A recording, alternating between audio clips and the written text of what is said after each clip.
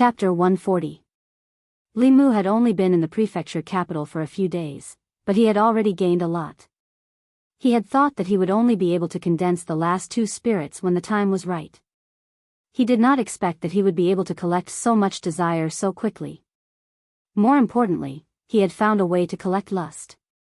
Whether it was humans, ghosts, or demons, as long as they coveted Li Mu's yang qi, soul, beauty, body, etc., they would all generate desire.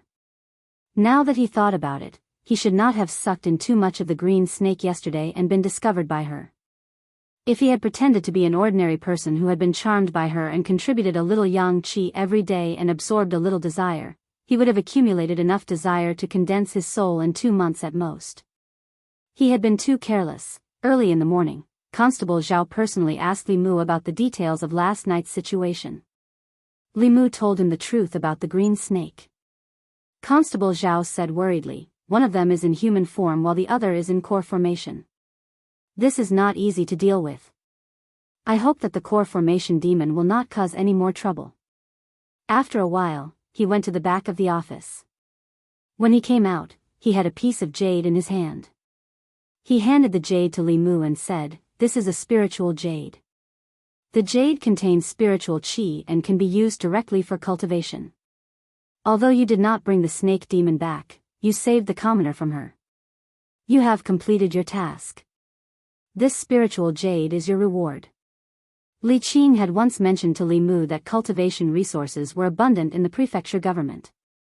One could obtain spiritual jades, fulu, pills, magic weapons, and even secret techniques through completing tasks. These were the most important factors that attracted cultivators to work for the imperial court. There were no sects or clans to provide them with cultivation resources.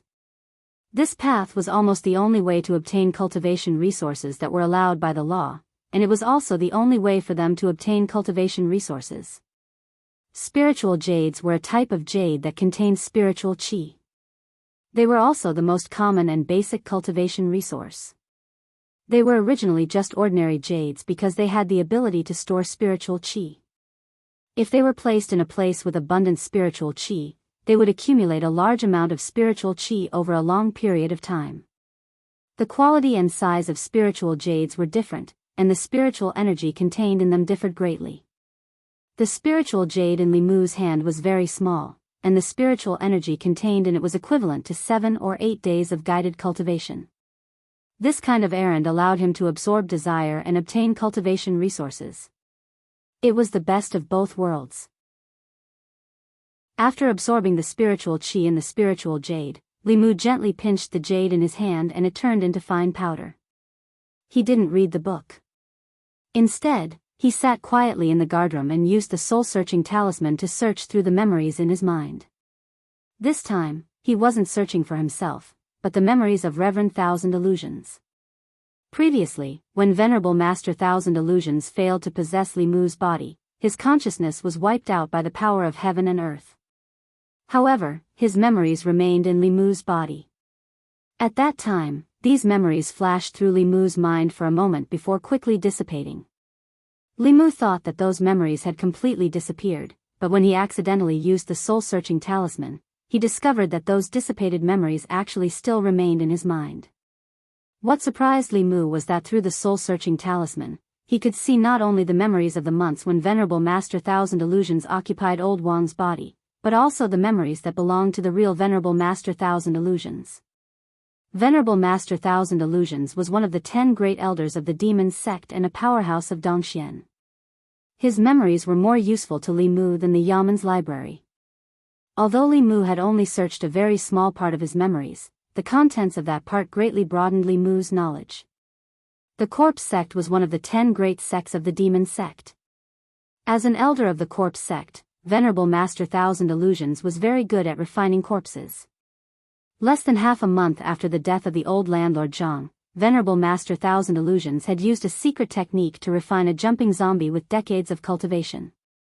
After that, he even used the yin-yang 5 elements soul refining formation to raise the strength of the flying zombie to the level of Dongxian, directly deceiving the 3 Dongxian cultivators of the Fulu school and Xuanzong. Now that he thought about it, it was no wonder that he was so familiar with the altar under the Bay of Clearwater. For an elder of the corpse sect, that kind of corpse-nurturing formation was nothing but child's play. In his memories, there were many cruel and bloody secret techniques of the demonic path. In addition to the yin-yang 5 elements soul-refining formation, there were also the 18 yin prison formation, the 10 ghosts god-trapping formation, and other demonic path formations. Li Mu only skimmed through these and didn't understand them in detail. The Thousand Illusions demonic art, cultivated by Venerable Master Thousand Illusions, could create a split soul with all of his memories. By taking over someone else's body, he could be reborn and achieve immortality. Although Li Mu didn't plan to cultivate this demonic path technique, regardless of whether it was the demonic path or the righteous path, there were some similarities that he could learn from. He could learn from the Thousand Illusions demonic art split soul technique and leave a life-saving skill for himself. Li Mu couldn't digest all of Venerable Master Thousand Illusions' memories in a short time. After searching for a short time, his head started to swell.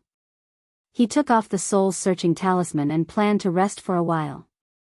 A yamen runner walked in from outside and said, "Li Mu, here's an invitation for you." Li Mu took the invitation and opened it to see that it was from shopkeeper Su. Tonight, he was hosting a banquet at the Su mansion and invited some friends. He also invited Li Mu to thank Li Mu for saving Su Hao's life. Li Mu hadn't decided whether or not to go. Compared to the delicacies of the Su mansion, he still preferred Lu Hanyan's home-cooked dishes. Lu Hanyan hadn't been in a good mood for the past 2 days. The construction of the Yunyan Pavilion branch didn't seem to be going smoothly. Zhang Shan returned to Yangqiu County for a few days and came to the county capital to help with the construction of the new Yunyan Pavilion. Zhang County magistrates had been Yangqiu County magistrate for many years and had enough experience. Although he was slow to realize the truth about Venerable Master Thousand Illusions' death, one of the 10 great elders of the demon sect, the Yangqiu County government had contributed greatly. As the county magistrate, his contributions were naturally not small. He took this opportunity to be promoted and placed in an important position by the imperial court. Zhang Shan had long had thoughts of resigning. Now that Zhang County magistrates had left, he also took this opportunity to resign from his post as a bailiff. He planned to help Lu Hanyan build a new Yunyan Pavilion in the county capital and by his own residence within 10 years.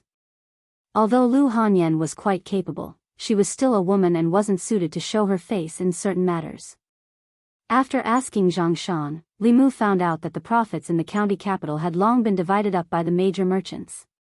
It was almost impossible for the new shop to interfere and take a share of the profits. Zhang Shan looked at Li Mu and asked, "Do you want to ask Li Si for help?" Li Mu shook his head and said, "No need." Li Si was living off a woman in the county magistrate's residence. Although no one in the county capital could bully him, it wasn't realistic for him to use his position to bully others. Li Mu walked into the inner courtyard and saw Lu Hanyan sitting by the stone table. She rested her chin on one hand and looked worried. Li Mu walked over and sat across from her. He asked, "What do you plan to do now?" Lu Hanyan said, "The bookstores, music stores, and opera houses have all been firmly occupied by those people. Nothing can enter. If there's really no other way, then we won't open a branch. In any case, the 4 shops in Yangqiu County are enough for us to spend our entire lives. Let's not think about these things." She shook her head and stood up. "What do you want to eat?" "I'll go cook." Compared to the banquet at the Su Manor, Li Mu still preferred to eat at home. He casually threw the invitation on the table and said, "Whatever. I'll eat whatever you cook." Lu Hanyan's gaze inadvertently skimmed over the invitation and saw that it was quite exquisite. She opened it and looked at it. She said in shock, "Why would the Su family invite you?" Li Mu said in surprise, "You know of the Su family?" "Of course." Lu Hanyan held the invitation and said, "They're also a major merchant in the county capital. If they're willing to help, the matter of the branch is nothing." Lu Hanyan looked expectantly at Li Mu and asked, "To think that the Su family would invite you to a banquet, and it was even personally invited by shopkeeper Su. Are you close to him?" Li Mu nodded and said, "We've only met once." Seeing Lu Hanyan's expression, Li Mu knew that this banquet was unavoidable. Although Li Mu and shopkeeper Su had only met once, after the banquet, Li Mu had mentioned to him that he had a friend who wanted to open a shop in the county capital. Shopkeeper Su had expressed a strong desire to take care of him. In the business world, the Su family was undoubtedly the local tyrant of the county capital. In just half a day, he had already helped the Yunyan Pavilion establish all the connections and even helped choose the location of the shop. This was undoubtedly telling everyone that the Yunyan Pavilion had the support of the Su family behind it. If anyone wanted to do anything wrong, they had to consider the Su family. Li Mu also did not expect that his small effort back then would be exchanged for the Su family's great help. Lu Hanyan came back from looking at the shop in the morning. She looked at Li Mu and said, "Thank you." Li Mu waved his hand. "We're on the same side." "You're welcome." Lu Hanyan did not say much. She glanced in the direction of Li Mu's bedroom. Li Mu walked into the bedroom. Lu Hanyan followed him in and closed the door. Wan carried Xiao Bai and stood in front of the moon door. She muttered, "What do Miss and young master have to talk about every day in the room?" Chapter 141. In the next few days, Lu Hanyan was busy with the opening of the shop during the day and came to Li Mu's room to dual cultivate at night. She went from cultivating for 4 hours every day when she first came to the prefecture capital to spending the entire night in Li Mu's room, only returning at dawn. She cultivated for a shorter time than Li Mu, but now she had already condensed 4 spirits, only one less than Li Mu. This was partly because of her purine body, and partly because of their dual cultivation. In the morning, Li Mu opened his eyes. Lu Hanyan, who was sitting cross-legged opposite him, her long eyelashes fluttered and her eyes also opened quickly. The two of them sat cross-legged opposite each other with their hands in front of them, holding each other tightly. At the beginning of dual cultivation, their palms were still facing each other. Later on, Lu Hanyan felt that it was too tiring to hold her hands up, so she suggested that Li Mu change positions. The two of them tried many positions, but in the end, they still felt that this one was the most energy efficient. Li Mu sensed the subtle changes in Lu Hanyan's body and asked in surprise, "You've refined the 5th spirit?" Lu Hanyan was slightly proud and said, "I'm the same as you now." Li Mu sighed inwardly. She had a complete purine body. Under normal circumstances, her cultivation speed would be faster than Li Mu's. In addition, she had the fear of the 7 spirits and the courage that Li Mu collected for her. Her cultivation speed could be said to be extremely fast. Right now, he was still far away from the completion of his lust and love. Lu Hanyan would definitely refine the 7 spirits earlier than him. However, as of now, both of them had refined the 5 spirits, but the difference in their dermic powers was too great. If they really fought, Li Mu would be able to make her lie on the ground and beg for mercy in a very short period of time, even if he only used one hand. He stretched his body and said, "Go home early today. I'll teach you a Dao technique." "Dao techniques?" Lu Hanyan was shocked. Aren't Dao techniques not allowed to be taught to outsiders? The Dao techniques of those orthodox sects cannot be passed on to outsiders. My Dao techniques did not come from them, Li Mu explained. He then added, "Besides, you are not an outsider." Lu Hanyan felt a little sweet in her heart. She asked curiously, "Besides me, who else did you teach it to?" Li Mu was stunned for a moment, then he quickly got out of bed and said, "I'm going to be late. I'll go to the yamen first." Lu Hanyan saw his figure disappear quickly, and she already had an answer in her heart. A woman's silhouette appeared in her mind. She sighed, her heart aching. Then, she felt an even deeper sourness. Lu Hanyan turned to look at the door. She saw Wan standing there with Li Mu's toiletries in her hands. Her expression was complicated. Lu Hanyan panicked for no reason.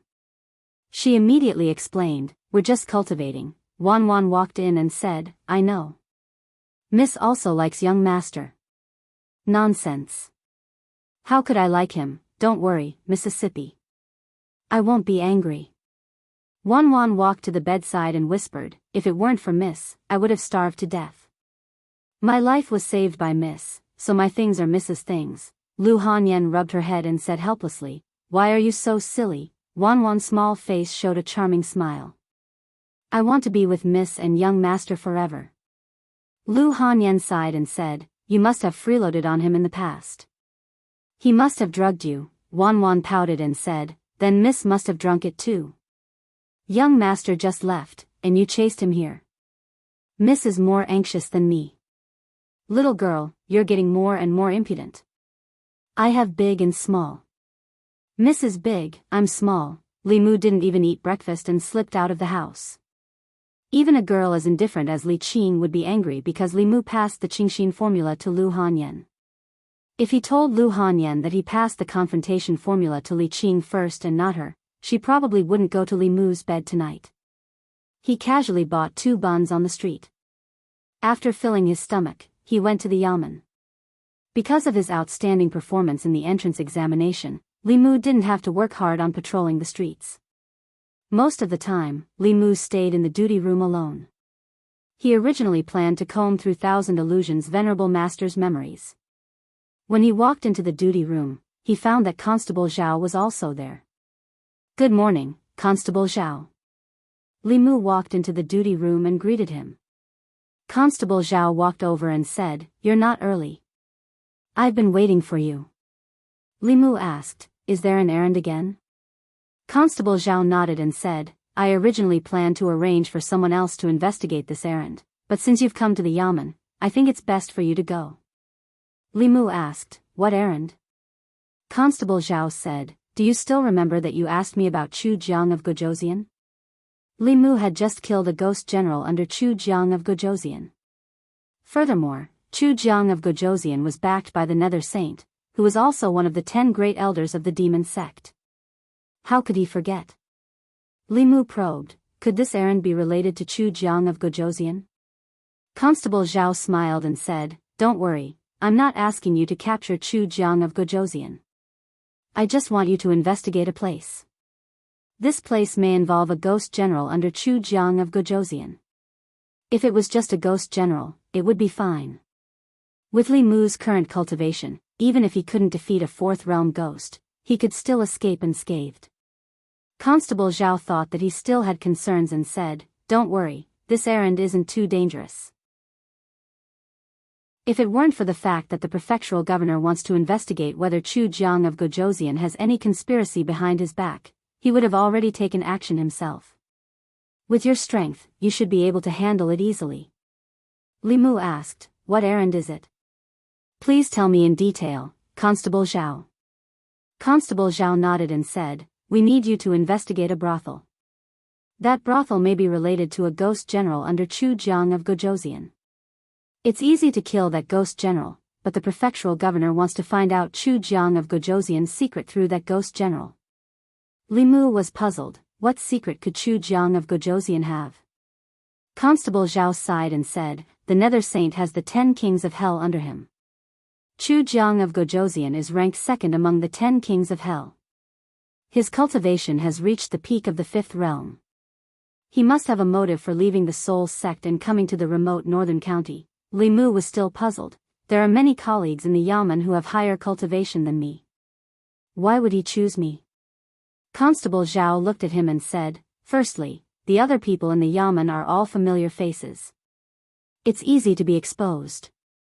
The 10 of you have just arrived at the yamen and are not familiar with your colleagues, let alone outsiders. Secondly, the person who carries out this errand needs to have strong willpower. He must be able to resist the temptation of beauty and maintain a clear mind at all times. He must also have the courage to face danger without fear." Li Mu thought for a while and said, "Actually, Li Si is more suitable for this errand than me." Constable Zhao sighed and said, "I've also thought about Li Si. He has no cultivation, so he won't arouse suspicion. But it's because he has no cultivation that he can't protect himself if something happens. If something happens to him, the prefectural governor will blame us. No one can bear the responsibility." He looked at Li Mu and said, "You're different. Although you only have the cultivation of the spirit condensing realm, you can fight against demons in human form and escape from those in the core condensing realm. You're the most suitable person to carry out this errand." Li Mu hesitated. If it was just a ghost general, it would be fine. But Chu Jiang of Gojoseon was a 5th realm ghost cultivator. He was even stronger than Su He. He was an opponent that Li Mu couldn't defeat even if he used a cheat. Constable Zhao added, the brothel is in the prefecture capital. At most, there will be a 4th realm ghost general. Maybe it's not even at the 4th realm. After you complete the errand, you'll receive a generous reward. Li Mu thought for a while and asked, how generous? Constable Zhao said, you can choose 30 pieces of spiritual jade. You can also choose treasures of similar value, such as Fu Lu and so on. 30 pieces of spiritual jade was equivalent to about half a year of his guidance cultivation. Li Mu's expression turned serious and he said, the reward isn't important. What's important is to get rid of evil for the people. He quickly thought of something and asked Constable Zhao, if I kill one of Chu Jiang of Gojoseon's ghost generals, will the Yamen reward me? Constable Zhao said, there are 18 ghost generals under Chu Jiang of Gojoseon. You'll receive a generous reward for killing any one of them. The stronger the ghost general is, the more generous the reward. After he finished speaking, he realized something and looked at Li Mu and asked, you killed one of Chu Jiang of Gojoseon's ghost generals? At this time, Li Mu didn't need to hide anymore and said, shopkeeper Su's son was captured by one of Chu Jiang of Gojoseon's ghost generals. I killed him while I was at it.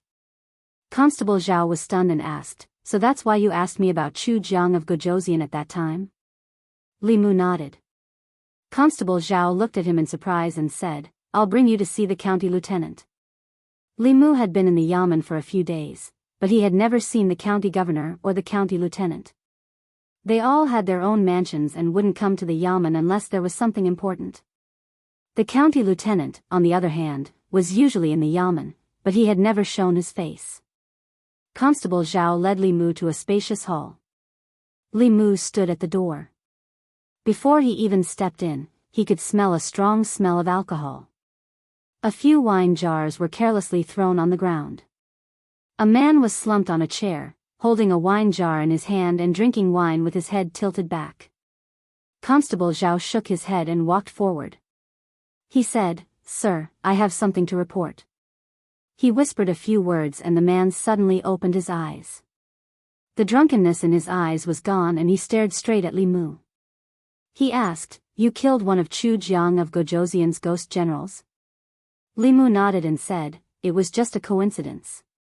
The man waved his hand and many ghosts appeared in the air in front of Li Mu. The man asked, which one? Li Mu immediately recognized the evil ghost he had killed. He pointed at the last of the ghosts and said, it's him. That's right. The man glanced at Li Mu and said to Constable Zhao, bring him to the Xian house and choose anything. When Li Mu walked out, he looked at Constable Zhao in confusion and asked, the county governor knows about the death of the ghost generals. Could it be? Constable Zhao smiled and said, do you think that Chu Jiang of Gojoseon has been in the North County for so long that the officials would not be on guard? Li Mu said in shock, could it be that we have spies under Chu Jiang of Gojoseon? Constable Zhao did not say anything else. He led Li Mu to a pavilion and went straight to the 2nd floor. He said, this is the Xian house. You can choose any one of the Fu Lu and Dharma treasures here or convert them into spiritual jades. Li Mu looked around and saw rows of wooden shelves in the room. The first row of shelves had dozens of Fu Lu arranged neatly. The second row of shelves had all kinds of Dharma treasures.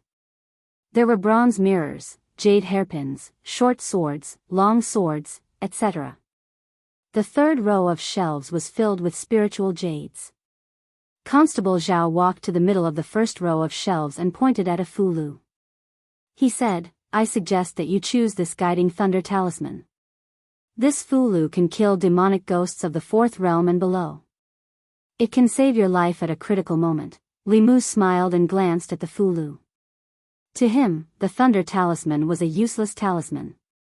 Its power was not as strong as the confrontation formula and it was a one-time use item. He wanted to choose spiritual jades, but when he passed by the wooden shelves with all kinds of Dharma treasures, he suddenly stopped in his tracks. His gaze swept across the bronze mirrors and all kinds of weapons. Finally, it stopped on a jade hairpin. This jade hairpin was very simple. It was made of white jade without any other color. There was a pearl flower embedded at the top of the hairpin. It looked like an ordinary white jade hairpin. Li Mu stood in front of the shelf and thought for a moment. He said, "I want this." Chapter 142. After coming down from the small building, Li Mu raised his head and looked up. There were 4 floors in this building. Each floor had a square wooden plaque. From top to bottom, they were respectively heaven, earth, black, and yellow. This was the treasure vault of the county government. It was used to store the rewards of the county government. According to the contributions of the officials, the rewards were divided into 4 levels. The higher the floor, the higher the grade of the magic treasures. It was said that in the heaven floor, there were heaven-grade Fulu, heaven-grade magic treasures, and Daoist techniques as rewards. Of course, items of this level would not be stored here. They would need to ask the imperial court for permission from the emperor himself. Then, the imperial court would distribute them. Li Mu did not even need to think about heaven-grade merits. Unless he killed a demon sect elder like the Thousand Illusions Venerable or the Nether Saint, or destroyed a demon sect subsect by himself. Those who could do all these did not care about these rewards. Those who cared about these rewards did not have the ability to obtain them. Li Mu did not have any extravagant hopes. Thinking about the scene in the back hall, he asked Constable Zhao, "The county governor seems to hate Chu Jiang of Gojosian very much." Constable Zhao sighed and shook his head. The county governor and Chu Jiang of Gojosian have a blood feud. His parents, wife, and children all died at the hands of Chu Jiang of Gojosian. Thinking about the county governor's appearance, Li Mu was shocked. Constable Zhao continued, "When the county governor first came to the North County, he took the lead. When he encountered dangerous tasks, he always rushed in front of everyone. The 18 ghost generals under Chu Jiang of Gojosian committed all kinds of crimes in the 13 districts of the North County. The county governor killed 5 of them in half a month. Even the number 1 ghost general that Chu Jiang of Gojosian valued the most was killed by the county governor." Li Mu didn't expect the commandery officer to have such a past. Thinking of the drunkard just now, he couldn't associate him with such a brave image. Constable Zhao's face was filled with grief as he said, "When the 5 ghost generals were killed, Chu Jiang of Gojosian was enraged. He personally took action and exterminated the prefectural governor's family.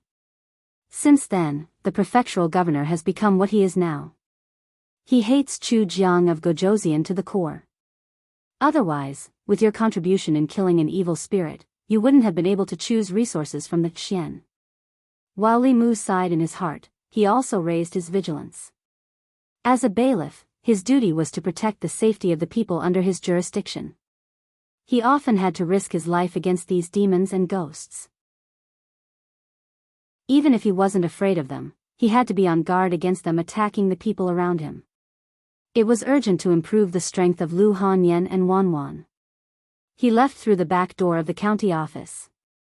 For a long time, Li Mu's task was to investigate the secrets of the brothel called Spring Wind Pavilion. In order to not attract attention, he didn't have to come to the yamen again. Going from the back street to the main street, Li Mu hesitated for a moment when he passed by a jewelry store. He walked in and bought a hairpin. Then he went to the market and bought the pig trotters that Wanwan liked and the roasted chicken that Xiaobai liked. He took them home. Lu Hanyan didn't go out today. Seeing Li Mu, she said in surprise, "Why are you so early today?" "There's nothing going on in the yamen today." Li Mu put the things in the kitchen and asked, "You didn't go to the store?"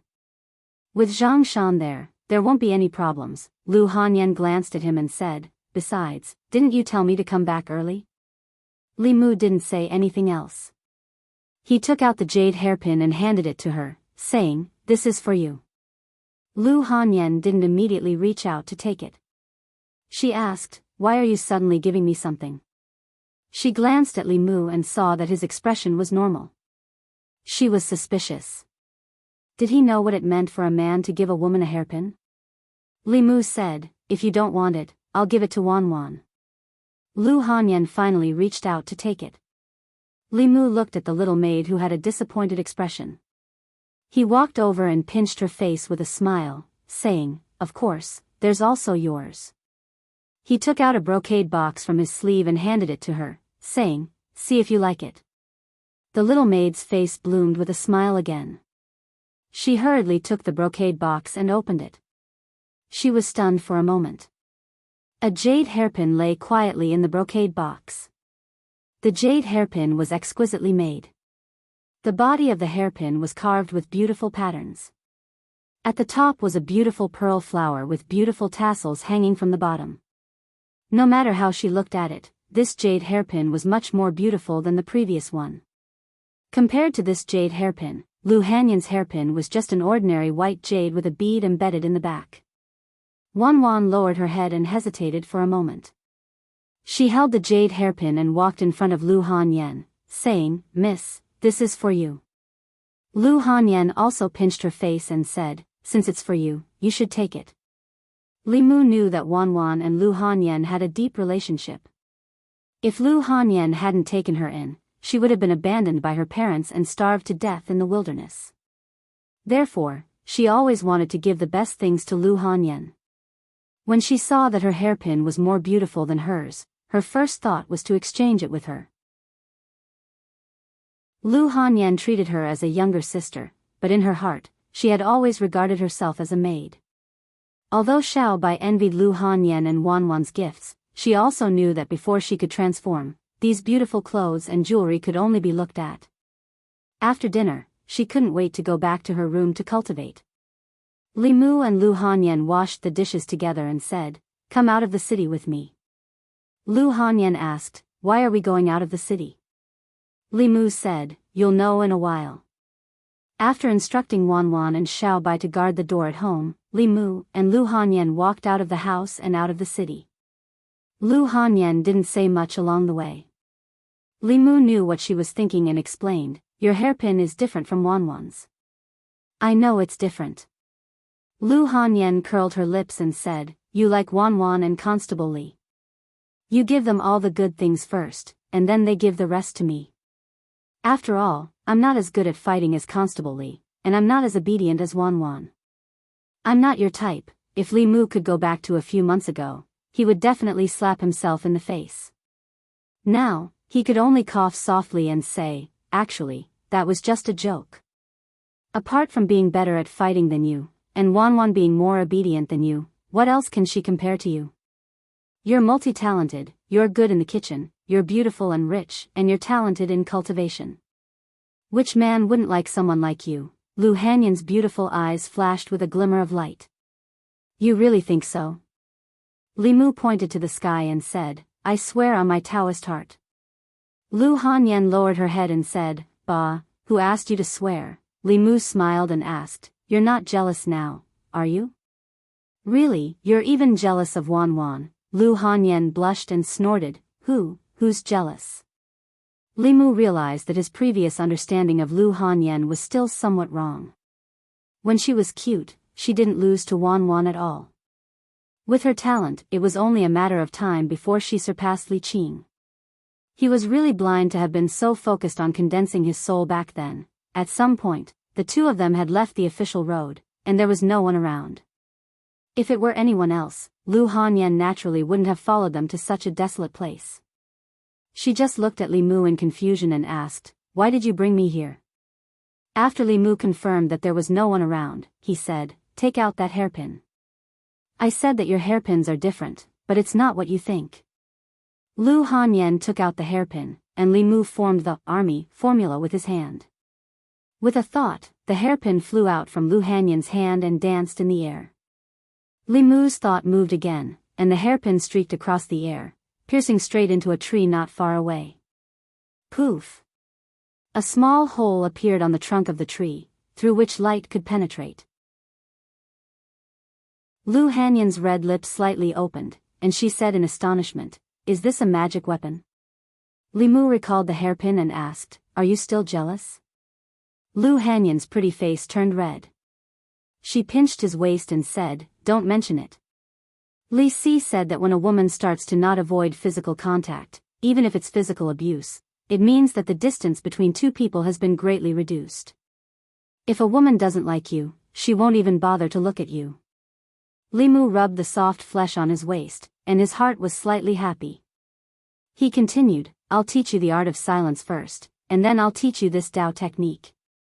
Practice it every day, and in the future, when you encounter danger, you'll be able to catch your opponent off guard. The use of the army formula was to use an extremely small amount of dermic powers to activate magic treasures. Originally, only cultivators above the transcendent realm could master this ability. Lu Hanyan's hairpin, compared to Li Mu's Bai sword, was lighter and more agile, and also more concealed. This hairpin itself is a magic weapon. If it pierces a person's heart or brain, it can be a one-hit kill. Even if it's a transcendent realm cultivator, if they're not prepared and this hairpin pierces a vital point, their body will instantly die. Lu Hanyan clumsily controlled the hairpin. She asked, where did you get this hairpin? Li Mu said, I killed an evil spirit last time. I used my merit to exchange for it at the yamen. Lu Hanyan's gaze wandered. She asked, why didn't you exchange it for something else? Li Mu did not answer this question. He said, focus on practicing. I didn't even teach you this Dao technique. Lu Hanyan's eyes flashed with a hint of joy, but she said, what does it have to do with me whether you teach it to others or not? Women always say one thing and mean another. Previously, when Li Qing was angry, she also said the same thing. After practicing for a while, seeing that Lu Hanyan was already able to control the hairpin steadily, Li Mu formed the 6 Ding Jade Maiden Mudra and said, watch this Dao technique carefully. Combined with what I just taught you, you can kill a third realm cultivator. Boom. Just as he finished speaking, a bolt of lightning struck from the sky. After Li Mu's research during this period of time, he figured out how to use the confrontation formula and the army formula in combination. Using Lu Hanyan's jade hairpin as an example, he first used the army formula to destroy the enemy's physical body unexpectedly. Regardless of whether it was a demon or a human, once their vitals were pierced, their physical body would die instantly. As for third realm demons and assembled spirit cultivators, after their physical bodies died, their souls could still leave their bodies and survive. After the army formula, he followed up with the confrontation formula. One destroyed the body, the other destroyed the soul. This combination was clean and efficient. Under normal circumstances, the enemy would not even have the chance to react before their souls were scattered. Lu Hanyan's dermic powers were ultimately not as good as Li Mu's. After practicing for only 10 or so times, her dermic powers were depleted. Leaning against a tree, she could not even stand stably. Li Mu walked to her side and said, I forgot to tell you. Although Dao techniques don't consume much dermic powers, your dermic powers are still too weak. You can't practice for long periods of time. It's best to start with archery and throwing. Why didn't you say so earlier? Lu Hanyan leaned against the tree, her chest rising and falling slightly. She said unhappily, my legs are wobbly now. How can I go back? Li Mu thought for a moment and asked, how about I carry you? Chapter 143. Although Lu Hanyan refused verbally, her body was very honest. Her physical strength and magic power were seriously overdrawn. If she didn't let Li Mu help, she could only crawl back. Li Mu gave her 3 choices. She could either hug, piggyback, or crawl back on her own. After thinking for a while, she still chose to let Li Mu piggyback her. She lay on Li Mu's back and hooked her arms around his neck. She said suspiciously, did you do it on purpose? Just now you kept telling me to practice more. Li Mu, do you think I want to piggyback you? You're so heavy, Lu Hanyan snorted and said, what do you know? It's not like the lighter a woman is, the better. She wasn't wrong. Women weighed less than 100, so they were either flat-chested or short. Lu Hanyan's chest was flat, and she wasn't short either. She was hinting to Li Mu that she had a good figure and where her flesh should be. Li Mu shook his head and said, how would I know? It's my first time piggybacking a woman. Lu Hanyan curled her lips. Isn't it my first time being piggybacked? Li Mu piggybacked her and walked straight along the official road. Lu Hanyan rested her head on his back and suddenly asked, "What you said last time, is it true?" "Which one?" "You said that in 2 years, if you and I haven't married, we'll be together." Li Mu's footsteps paused, and then he continued forward. "Of course it's true." Lu Hanyan said, "Didn't you say that I'm not your type?" "That's because I'm stubborn." "Who wouldn't like someone like you?" Li Mu asked as he walked. "So you agree?" Lu Hanyan's lips curled up. "It depends on your performance in the future." Li Mu had been waiting for her to say this for a long time. He let out a sigh of relief, and his footsteps became lighter. Lu Hanyan said again, "However, I have another condition." Li Mu asked, "What conditions?" Lu Hanyan said, "Wan Wan and I will never be separated for the rest of our lives." Li Mu asked, "What do you mean?" Lu Hanyan snorted and said, "Don't play dumb. Don't think that I don't know that you had this idea from the beginning. When you used the barbecue to lure Wan Wan, you had this idea in your heart, right?" Li Mu defended himself, "I can swear to the heavens that at that time, I didn't have any thoughts about you." Lu Hanyan was jealous. "At that time, you were interested in Constable Li, weren't you?" Li Mu knew that she was starting to be jealous of Li Qing again. He changed the topic and asked, "When can we start the real dual cultivation?" As expected, Lu Hanyan's attention was diverted by this question. She said softly, "Don't even think about it now. We'll talk about it when you marry me." Li Mu actually didn't think about it now. There were too many resources that could be used to cultivate the lower 3 realms. Soul power, courage, and spirit jades. Even if they didn't cultivate yin and yang dual cultivation, their cultivation speed wouldn't be too slow. After reaching the middle 3 realms, the effect of these resources would be minimal. Only then would the real effect of dual cultivation be revealed. Moreover, the first real dual cultivation was very important. It would be a great waste to integrate the primordial yang and primordial yin that they had accumulated for many years. Lu Hanyan was exhausted. Lying on Li Mu's back, her heart was very calm, and she soon fell asleep. She didn't wake up until Li Mu carried her home. Tonight, she probably didn't have the strength to do dual cultivation. Li Mu carried her to the bed in her room. When he walked out of the door, he said to Wan Wan, "Wan Wan, come with me to my room." The little maid followed him into the room. She lowered her head and rubbed the corner of her clothes. She asked, "Young master, what's the matter?" Li Mu said, "Do you still remember that I told you that your eyes are very rare spirit eyes?" Wan Wan nodded and said, "I remember." Li Mu patted her head and said, "Although spirit eyes are rare, they can see things that ordinary people can't, especially some yin spirits and ghosts. So I sealed your spirit eyes. Now that you have mana, you can control your spirit eyes. I will help you remove the seal. In the future, you can cultivate your eyes according to the method I taught you." Wan Wan nodded obediently and said, "We'll listen to you, young master." Old Wang once gave Li Mu a book on cultivating spirit eyes. He obtained more information from the memories of monk Qinhuan. He could help Wan Wan find a correct path to cultivate spirit eyes. Li Mu formed a seal with his hands and wiped Wan Wan's eyes. When she opened her eyes again, her eyes became clearer and brighter. It was like a whirlpool, as if it wanted to suck in Li Mu's entire mind. Li Mu quickly looked away, and that feeling disappeared. He was secretly shocked. Wan Wan had only cultivated 2 souls and unconsciously used spirit eyes. She could already make his mind tremble. When she learned how to use this talent, it would not be difficult for her to cross realms to control. Soul, body, and primordial spirit would be completely restrained by her. This made Li Mu realize that if he did not work hard, he would not be able to catch up to Lu Hanyan. Perhaps even Wan Wan could suppress him. When this task was completed, he planned to choose a magic treasure for Wan Wan. He wanted to be fair, so that they would not think that he was biased.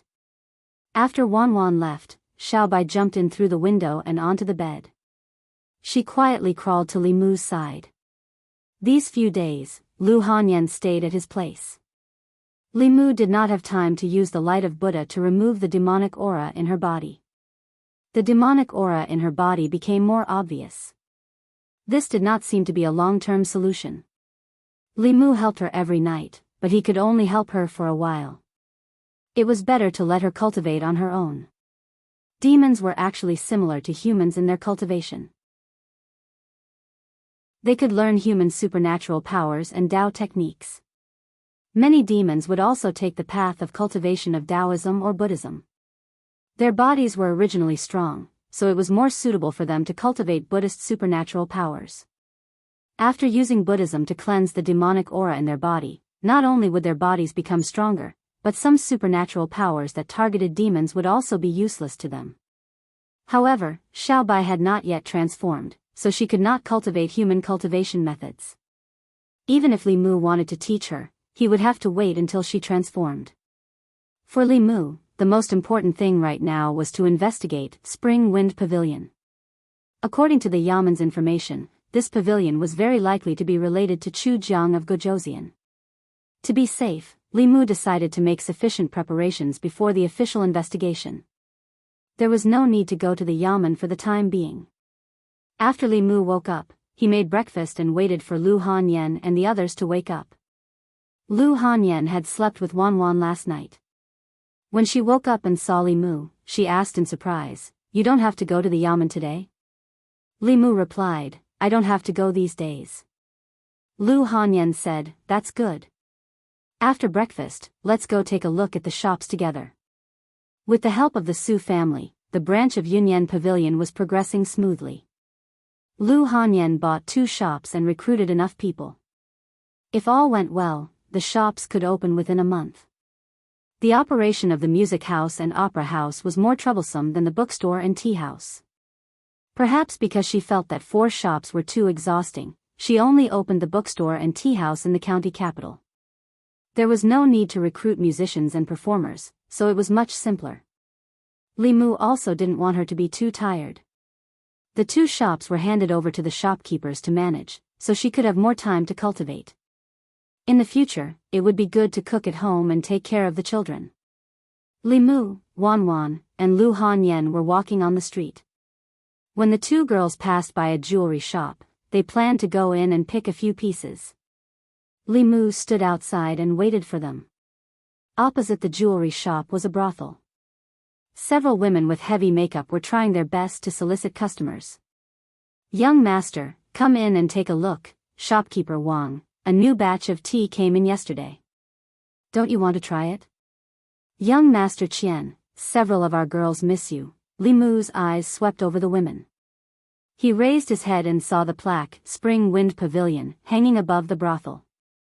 A golden light flashed in his eyes, but he didn't see anything unusual about Spring Wind Pavilion.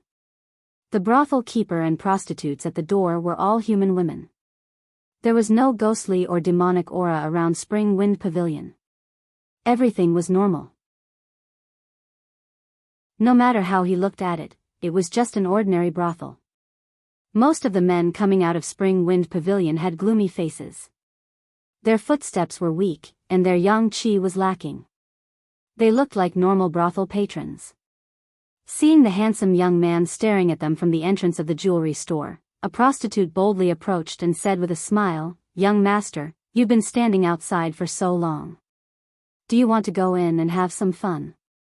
Li Mu didn't have time to answer before a pain came from his waist. Lu Hanyan came out of the jewelry shop and held Li Mu's arm. She didn't look at the prostitute and said, Wan, let's go." Wan glared at the prostitute. She stuck out her small chest and held Li Mu's other arm. With Lu Hanyan on the left and right, she almost carried Li Mu away. The prostitute shook her head, walked back, and once again tried to win over the passing men. Lu Hanyan held Li Mu's arm and asked coldly, "What do you think? Are they beautiful?" Li Mu shook his head and said, "They're dressed like ghosts. They're not beautiful." Lu Hanyan gritted her teeth and said, "If they're not beautiful, then why did you look for so long?" Li Mu couldn't refute and could only say, "I was just looking. They're not beautiful, but you look at that kind of place. You men are really the same. I won't look next time. Next time? There won't be a next time. Li Mu walked on the street with one arm held by Lu Hanyan and the other arm held by Wan Wan. Along the way, they attracted countless people's attention. Who knew how many people bumped into others because they turned around? Lu Hanyan seemed to have forgotten to let go. She held Li Mu like this, and Wan Wan on the other side didn't let go either. In the distance, Li Mu saw a familiar figure coming from the front. Li Si wasn't alone. There was a woman beside him. The woman was 5 feet tall and at least 3 feet wide. She held Li Si with a sweet face. Standing beside the woman, Li Si, who was 6 feet tall, looked like a little bird. Li Si obviously also saw Li Mu. He looked at Lu Hanyan on Li Mu's left, then looked at Wan Wan on Li Mu's right, and then looked at his own side. He looked up at the sky and tried hard not to cry. Chapter 144. Qin Miao Miao noticed Li Si's abnormality. She turned around and asked in confusion, Li Si, what's wrong? Li Si wiped his tears and said, it's nothing. The wind is a little strong today. I think some sand got into my eyes. Qin Miao Miao said with concern, let me help you blow. No need. Li Si said, I'll be fine after I cry for a while. Lu Hanyan saw someone familiar and quickly let go of Li Mu's hand. Wan Wan also let go. Li Mu glanced at Li Si and smiled at Qin Miao Miao. Miss Miao Miao is back. Qin Miao Miao looked at Li Mu in confusion. She quickly remembered and smiled, it's you. We met in Yangqiu County. Li Mu didn't want to disturb Li Si and Qin Miao Miao's reunion. He smiled and said, we still have some things to do. We won't disturb you. You can continue shopping. Ever since she met Qin Miao Miao, Wan Wan had a lot on her mind. Li Mu accompanied Lu Hanyan to look at the unfinished shop. Wan Wan couldn't help but ask, young mistress, will I look like Miss Miao Miao in the future? Just keep your little heart in your stomach. Lu Hanyan patted her head gently and comforted her. Miss Miao Miao didn't want to be like this. She doesn't eat as much as you. She then looked at Li Mu and asked, is Li Si really together with Miss Miao Miao? Li Mu had told her about Lin Wan's case and also about Li Si and Qin Miao Miao. He nodded and said, I'm afraid he has no choice but to be together with her. Lu Hanyan said, that's good too. Otherwise, he won't be doing his job and loitering around brothels. Actually, he wasn't like this before. Having received a lot of favors from Li Si, Li Mu decided to defend him. In the past, he was just like me. He wouldn't even take a second look at the brothels when he passed by. He has a fiancée named Qing Qing. Qing Qing and he are childhood sweethearts. He scrimps and saves every day, eating steamed buns and drinking water to save up his salary. He wants to gather enough betrothal gifts for Qing Qing. Lu Hanyan listened attentively and asked, what happened next? Li Mu said slowly, later, when he gathered all the betrothal gifts, Qing Qing had already married a rich man as a concubine. She despised Li Si for being too poor and unable to give her the life she wanted. Lu Hanyan frowned and said, the life you want depends on your own efforts. It's fine if you don't marry this kind of woman. She doesn't have any self-reliance and self-respect. She deserves to be a man's vassal for the rest of her life. It's not worth it for him to fall for such a woman. With Lu Hanyan's own experience, it was normal for her to look down on these women who worshipped money. Li Mu said, men can't forget their first love. Qing Qing was the first woman Li Si liked. The deeper the love, the deeper the hurt. Qing Qing, Qing Qing. Lu Hanyan seemed to have thought of something. She looked at Li Mu and asked, so, you also can't forget Li? Li Mu looked around and suddenly said, Wan Wan, are you hungry? Let's go eat, the prefectural minister's manor. Qin Miao Miao sent Li Si back to his room and said, if there's anything else you need, just tell me. I'll have my father prepare it. Li Si was silent for a moment. He turned his head to look at her and said, actually, there's something I've been hiding from you. Qin Miao Miao was stunned and asked, what is it? Li Si said, my name isn't Li Si. My name is Li Si. Chen Miao Miao asked doubtfully, then when we first met, why did you say your name was Li Shan? To hide my identity and purpose. Li Si's eyes were apologetic. He said, in order to bring Zhao Yong to justice, I had no choice but to lie to you. Chen Miao Miao's face gradually paled. She muttered, so, you've been lying to me all this time. You've never liked me? Li Si didn't answer directly. He only sighed and said, you're a good girl with a good family background and a kind heart. I'm just a small bailiff. I only have a salary of 500 coins a month and I often hang around brothels. I'm not as good as you think. Chen Miao Miao shook her head and said, I don't care about your past or your identity. I only care if you're sincere to me. Li Si said, I'm so poor that I can't even support myself. You won't be happy if you follow me. Chen Miao Miao raised her head and said, as long as I can be with the person I like, I'll be happy. If you feel uncomfortable here, we can go back to Yangqiu County. If you can't support me, then I'll support you. I can pawn those gold and silver jewelry and exchange it for money. It's enough for us to live. We can also do a small business. We can live well without father's care. Li Si stared at her in a daze. The image of a woman nestled in someone else's arms, ignoring his pleas, and closing the vermilion door appeared before his eyes once more. You're just a small bailiff. You won't have any future in your life. I won't be happy if I follow you. The woman's words were still deeply engraved in his heart. He looked at Chen Miao Miao and suddenly laughed. Li Si raised his hand and wiped away her tears. He said, everything I've said to you is true. Chen Miao Miao smiled through her tears. She held his hand and said, I'm also true. I'm willing to go to Yangqiu County with you because I want to suffer with you. Li Si shook his head and said, you're willing to suffer with me, but I'm not willing to let you suffer. Let's stay in the county capital. In the past few days, Li Mu and Lu Hanyan's relationship had warmed up daily. Although she would ask some questions about death from time to time, under Li Si's influence and guidance, they were able to survive each dangerous situation safely. When he saw Li Si again, Li Mu was shocked. 3 days ago, he was only an ordinary person without any mana. 3 days later, he had already refined the 3 souls. The saber at his waist had also been replaced with a treasured saber. He looked at Li Si and said in shock, you've really made up your mind? Li Si nodded and said, I've made up my mind. Miao Miao is a good girl. I can't let her down. The prodigal son had turned over a new leaf and the Sea King had come ashore. It was a joyous occasion. Li Mu clasped his hands and said, congratulations. Li Si shook his head and said, however, father-in-law also has a condition. He wants me to cultivate to at least the transcendent realm before marrying Miao Miao.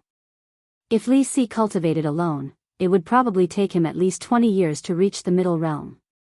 However, with his speed of refining 1 soul per day, if his rich and powerful father-in-law was willing to spend unlimited cultivation resources on him, his cultivation could reach the transcendent realm within 2 years.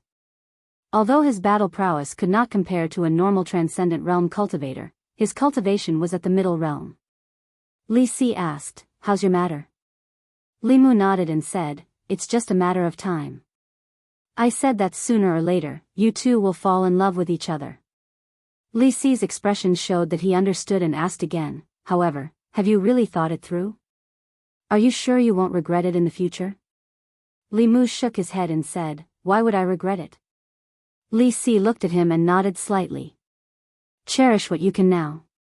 Let's talk about the future later. The two walked on the street. When they passed by Spring Wind Pavilion, Li Si looked straight ahead while Li Mu glanced at it. Li Si said in surprise, you're not interested in this kind of place, are you? You think I'm you? Li Mu shook his head and said, there's a very important case related to this brothel. Li Si looked back at Spring Wind Pavilion. After a while, he nodded and said, there is indeed a problem with this brothel. Li Mu's heaven's eye and insight couldn't see the problem with this brothel. He looked at Li Si and asked in surprise, what did you see? Li Si said, the girls here are not real brothel girls. When I first came here, they actually took my money. Li Mu asked, you talked about life with them? Li Si said, yes. There really is a problem. Li Mu whispered and looked at Spring Wind Pavilion. You go first, I'll go in and take a look. Be careful. Li Si left directly. Li Mu turned and walked into Spring Wind Pavilion. On the other side of the street, Zhang Shan saw Li Si and Li Mu walking side by side. He was about to say hello, but just as he raised his arm, he froze. He saw Li Si walk past the street without stopping, and Li Mu walk into the brothel without hesitation. He rubbed his eyes and murmured, damn, I must be too tired these 2 days. I can't even tell Li Si and Li Mu apart. Lu Hanyan came out of a bookstore and saw Zhang Shan standing at the door. She asked, what's wrong? Zhang Shan shook his head and said, nothing, my eyes are a bit blurry. Chapter 145. Spring Wind Pavilion. As soon as Li Mu walked in, the brothel keeper greeted him with a smile, young master, do you know any girls? Would you like me to recommend them to you? Li Mu, it's my first time here. The smile on the brothel keeper's face became bigger, oh, it's a new guest. Today, you must serve the young master well. Xianxiang, Qiao Qiao, Rong Rong, you three come here. Several girls were called over by the brothel keeper. The brothel keeper approached Li Mu and asked with a smile, these three are the top girls in our shop. They are proficient in zither, chess, calligraphy, and painting. Young master, which one do you like? Li Mu took a step back, keeping a distance from the brothel keeper, and looked at the three girls opposite him. Of the three, one was petite and cute, one had a hot figure, and one was tall and cold. Li Mu thought for a moment, pointed to the third one, and said, she is, the brothel keeper said, Rong Rong, why don't you lead the young master upstairs? Young master, please. The cold woman said coldly to Li Mu and turned to go upstairs. Although it was Li Mu's first time in a brothel, he knew that the attitude of a brothel woman to a guest was not like this. Li Si and Li Mu had said this kind of trick was just one of the methods they used to attract guests. This woman was not really cold, this was just her character. After all, the guests who could choose her were generally a little masochistic. They liked this kind of cold type, which made them more excited. The woman opened the door of a room and led Li Mu in. Then, she sat on the edge of the bed and pretended to be unapproachable. Li Mu walked to her side and asked, can you play the zither? The woman was stunned for a moment and shook her head. Can you play the flute? The woman continued to shake her head. How about the pipa? The woman still shook her head. Li Mu waved his hand and said, you can't do this, you can't do that, and you have the nerve to say that you're proficient in everything. Go down and tell the brothel keeper to get someone who can do these things. The woman was stunned for a moment. Then, she suddenly stood up and walked downstairs angrily. She said to the procuress, there's a strange person here. He doesn't do what he should do and only wants to listen to music. Is he crazy? Who would come to a brothel to listen to music? I can't take this job. In this world, there are all kinds of hobbies. I usually ask you to practice the zither, but you don't listen. Now you're blaming the customer. The brothel keeper shook her head and said to the voluptuous woman, Qiao Qiao, you go. Li Mu sat in the room for a while. The plump woman named Qiao Qiao, whom the brothel keeper had introduced just now, swayed her hips and walked in. She hugged a guqin and asked with a smile, young master, what song do you want me to play? Li Mu, just play whatever you know. The woman put the guqin aside and began to take off her clothes. Li Mu was stunned for a moment and asked, if you want to play the zither, then play the zither. Why are you taking off your clothes? The plump woman was startled and asked, do I have to wear it and play it? Li Mu waved his hand and said, wear it. The woman looked at him strangely. She could only sit down and play the zither with both hands. This woman's zither skills could only be regarded as a beginner. But it was still incomparable to Lu Hanyan. Li Mu was used to Lu Hanyan playing the zither. Listening to her again, it was somewhat boring. The woman played the zither and found that there was no movement beside the bed. She looked up and found that the young customer was lying on the bed asleep. She couldn't help but feel strange. In the past few months, she had served a lot of customers, but this was the first time she met someone like him. He came to the brothel and didn't look for physical entertainment. He only listened to music and fell asleep. However, she was not too surprised. She had seen men with all kinds of hobbies. Some people's hobbies in this area were so abnormal that it made people's hair stand on end. Compared to them, this young master was nothing. She played for a while and saw that the other party had fallen asleep. Her fingers left the strings, stood up, and lit an incense burner. As the incense burner emitted green smoke, a trace of weak yang qi drifted out from Li Mu's body and was absorbed into the incense burner. After doing this, the woman walked to the bed and looked at Li Mu's face. She murmured, "You look so handsome, where can't you find a woman? Why did you come to this kind of place?" She gently stroked Li Mu's face and sighed, "What a handsome young master." Li Mu, who was lying on the bed, already knew what this brothel was doing secretly.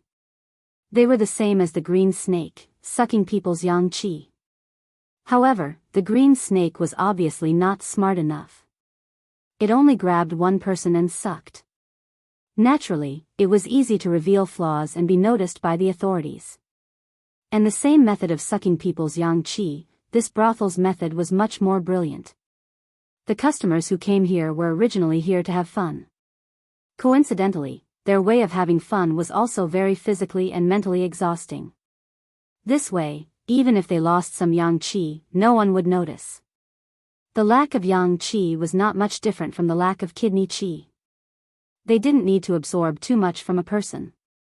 As long as the brothel was open, there would be an endless stream of customers. The yang qi was inexhaustible. This woman was not a demon ghost, nor was she a cultivator. She mainly relied on that strange incense burner to absorb yang qi. In order not to arouse suspicion, Li Mu took the initiative to release a trace of yang qi for her to absorb.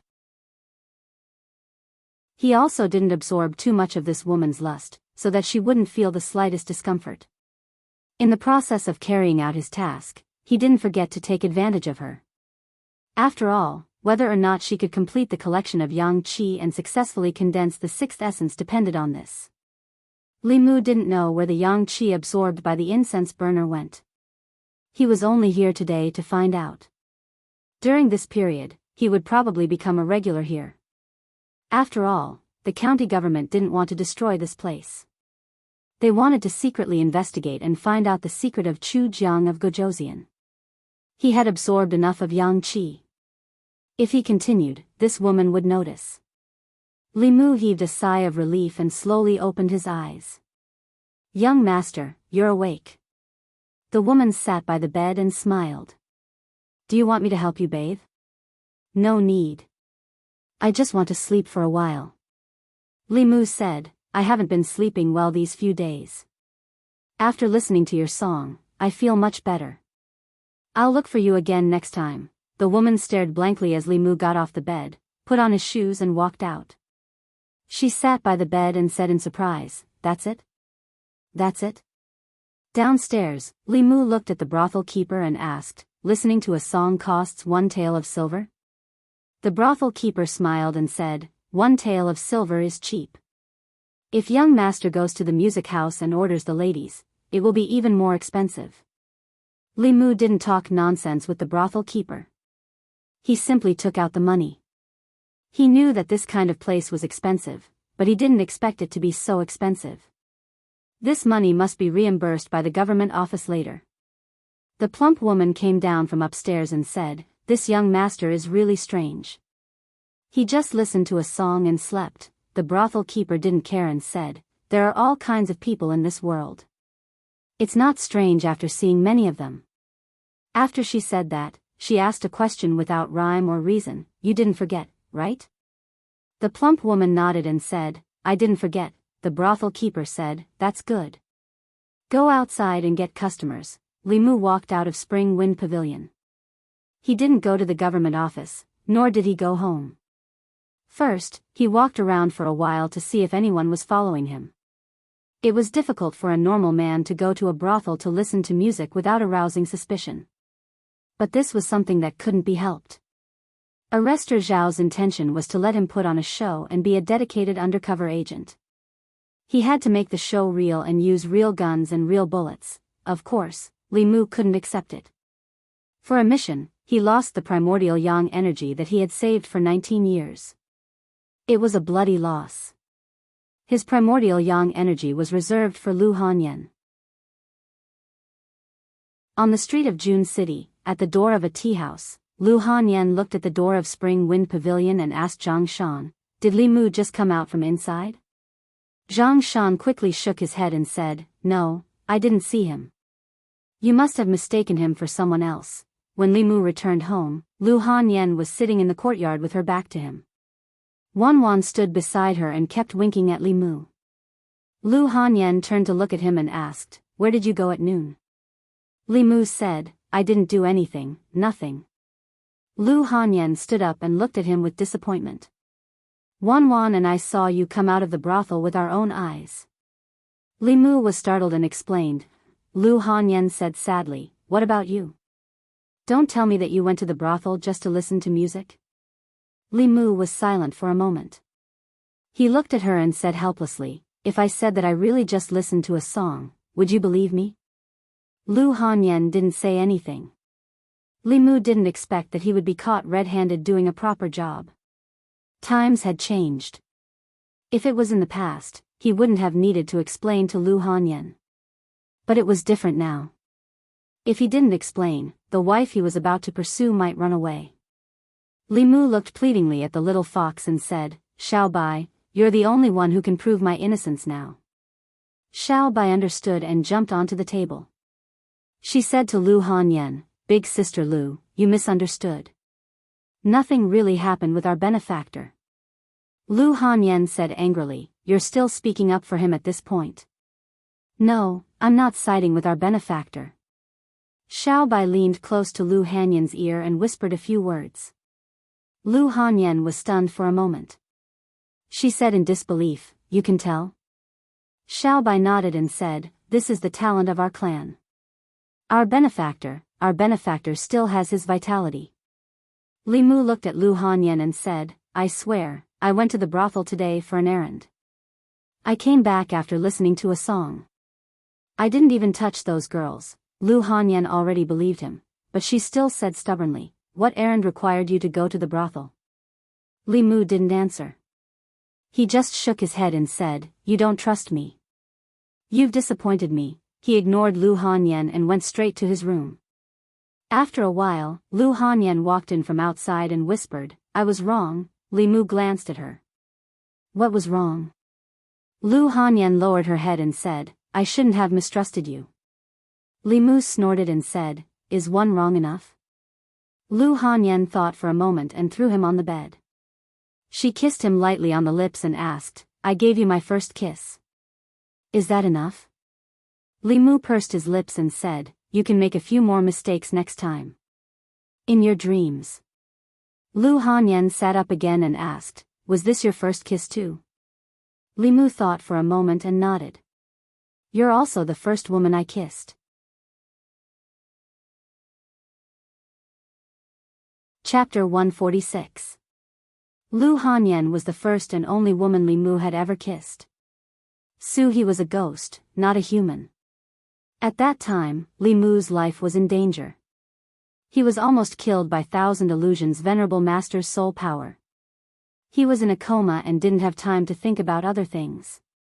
Thinking of he didn't know if she had come out of seclusion or if she had received the two ghosts Li Mu had sent her. Lu Hanyan was keenly aware of something and asked Li Mu, "What are you thinking about?" Li Mu quickly came back to his senses and said, "You kissed me too quickly. I wasn't ready yet. Do you want to do it again, in your dreams?" Lu Hanyan left in a hurry with a red face. Li Mu was relieved. Haste makes waste, and Lu Hanyan couldn't eat hot tofu. She took the initiative to kiss Li Mu, which was already a big step forward in their relationship. If Li Mu took an inch and wanted a mile, it would have the opposite effect. Let nature take its course. One day, the two of them would be able to completely give themselves to each other. Being caught by Lu Hanyan in the act of going to the brothel was also good. In the future, he could openly enter Spring Wind Pavilion without worrying about Lu Hanyan being angry. During the day, he only saw that the brothel was using some kind of utensils to absorb the yang energy of the customers. At night, Li Mu went to Spring Wind Pavilion again. As usual, he called a woman to play the zither while he slept on the bed. When the woman saw that Li Mu was sleeping, the zither gradually slowed down and stopped. She glanced at the sleeping Li Mu, picked up the incense burner, and left the room. When she left, she didn't notice that a paper figurine the size of her pinky was stuck to the bottom of her shoe. With the sound of the door closing, Li Mu, who had long since fallen asleep on the bed, slowly opened his eyes. Paper dolls were a secret technique of the Fulu school. Originally, only the disciples of the Fulu school could make them. Li Mu had found the method to make them from the memories of the Thousand Illusions venerable master. The paper dolls created through the Fulu method could replace the owner to do some things. They could also be used to explore dangerous places. They had a wide range of uses. With the aid of the paper doll, he could hear the voices around the woman. In his ears, other than the sound of gentle footsteps, there were occasional moans of men and women. As the woman walked down the stairs and into the backyard, Li Mu's ears finally quieted down. Spring Wind Pavilion, backyard. The woman carried the incense burner to an ancient well. The brothel keeper of Spring Wind Pavilion was guarding the well. The woman slowly walked over and handed the incense burner to her. The procuress took the incense burner and said, "You stay here and guard. Don't let any outsiders come in." The woman nodded respectfully and stood at the mouth of the well. The procuress held the incense burner and looked around. Seeing that there was no one in the courtyard, she directly jumped into the well. Li Mu was lying on the bed in the room. He didn't know what was going on around the woman. After the procuress's voice disappeared, there was no more sound. With the help of the paper doll, the range of hearing was limited. Li Mu was too far away from the woman, so his hearing couldn't work. He thought for a moment, got down from the bed, went around the back door, and flashed into the backyard. He covered his stomach and ran around. The woman found him and said in panic, "Young master, why did you come down?" Li Mu's face turned red. "Latrine, where is the latrine?" The woman pointed to the corner and said, "The latrine is there." Li Mu ran into the latrine in the corner of the courtyard. The woman looked at the latrine and then at the mouth of the well. She slowly put down a wooden bucket. Li Mu closed the latrine door and silently recited the clear heart chant to eliminate all disturbances. Finally, with his hearing, he vaguely heard some sounds. The sound came from underground. Li Mu thought of the dry well in the courtyard. He was sure that there was a problem with the well. Ghost General, last place, sacrifice, Yang Qi. The sound coming from underground was very weak. Li Mu could roughly hear it. He was worried that if he stayed too long, he would be discovered and affect his plan. After listening for a moment, he walked out of the latrine, left 1 silver, and left Spring Wind Pavilion. A moment later, in the backyard of Spring Wind Pavilion, the woman lifted the wooden bucket and the procuress's body slowly floated out of the well. He looked at the woman and asked, "No one came here, right?" The woman shook her head. The nervousness on the procuress's face disappeared. She swayed her body and left. The woman left as well. As she walked, the paper dolls under her feet gradually turned to dust and disappeared. Half a month passed in a flash. In this half a month, everything in Spring Wind Pavilion was normal. The only difference was that every day, a young master would come here and pick a girl.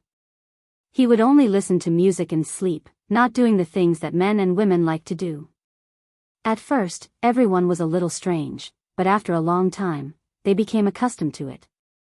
Many of the guests who came here had strange fetishes. Some had a special liking for women's feet, some liked to be whipped by girls, and some liked to wear girls' underwear. Compared to them, the young master's hobbies were nothing. Yangqiu County Government. Li Mu, wearing a cloak, entered from the back door and went to the guard room. In this half a month, he went to Spring Wind Pavilion every day and secretly investigated some information. At the same time, he also accumulated a lot of lust. Almost all the prostitutes in Spring Wind Pavilion had been sucked by him. He sat in the guard room for a while. Not long after, Constable Zhao came in from outside. He walked in front of Li Mu and asked, "How's the investigation?" Li Mu nodded and said, "After more than half a month of secret investigation, I found that behind Spring Wind Pavilion, there is indeed a ghost general under Chu Jiang of Gojosian controlling it. Her hiding place is in the well in the backyard of Spring Wind Pavilion." Constable Zhao said, "The ghost Qi is hidden in the well. No wonder you can't see anything strange from the outside." Li Mu continued, "The procuress and prostitutes of Spring Wind Pavilion should have been bewitched by her long ago. They secretly absorbed the yang qi of the guests for her to cultivate. Demonic ghosts could not only eat people, but they were also good at bewitching people. Those who were bewitched by them would completely become their slaves, unable to have the slightest disloyalty." Constable Zhao asked, "Why did this ghost take the risk to cause trouble in the county capital? Did you find the reason?" "I found it." Li Mu nodded and said, "The 18 ghost generals under Chu Jiang of Gojosian are not fixed. As long as the ghost soldiers under him are strong enough, they can replace their positions at any time. Not only that, Chu Jiang of Gojosian also set a cruel rule for the 18 ghost generals." Constable Zhao asked, "What rule?" Li Mu continued, "Within a certain period of time, the last ghost general who has not reached the spirit realm will be used as a sacrifice. His spirit will be erased and his soul will be sacrificed. In the backyard of Spring Wind Pavilion, the female ghost under the well has the strength of a peak evil spirit, almost reaching the spirit realm. She absorbs the yang qi of these people in order to advance. If she succeeds in advancing to the spirit realm, she will not have to worry about being sacrificed. Although the strength of a peak evil spirit ranked at the bottom of the 18 ghost generals under Chu Jiang of Gojosian, it was not the last. The culprit who made the female ghost so nervous was actually Li Mu. Before he killed the ghost general was ranked last among the 18 ghost generals. After he killed the ghost general, the female ghost became the last. If she didn't work hard, her intelligence would be erased and she would become someone else's nourishment. Chu Jiang of Gojosian could think of such a way to motivate his employees. He was a genius. Constable Zhao asked, "Did you find out the secret of Chu Jiang of Gojosian?" "No." Li Mu shook his head and said, "If Chu Jiang of Gojosian really has a secret, I'm afraid it's not something a low-level ghost general can know." "That's true." Constable Zhao nodded and said, "Continue to investigate first. Once you have any news, immediately report to the county government." Li Mu had a troubled look on his face. Constable Zhao asked, "What's the problem?" Li Mu said, "The expenses at Spring Wind Pavilion are too expensive. From start to finish, I have already spent more than 10 taels of silver. I can't keep paying like this.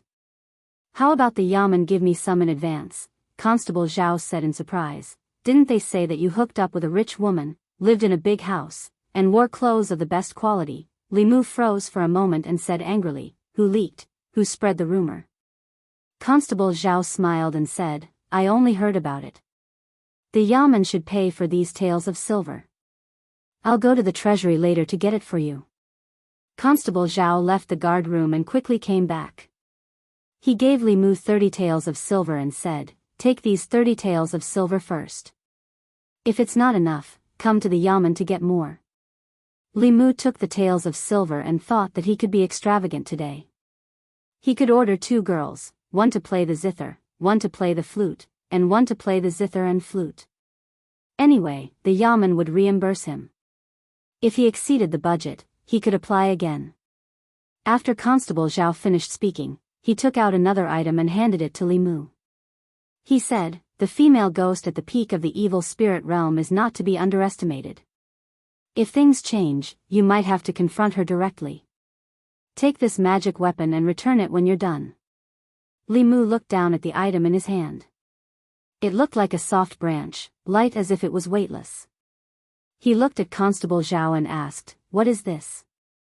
Constable Zhao explained, "This item is called the soul-beating whip.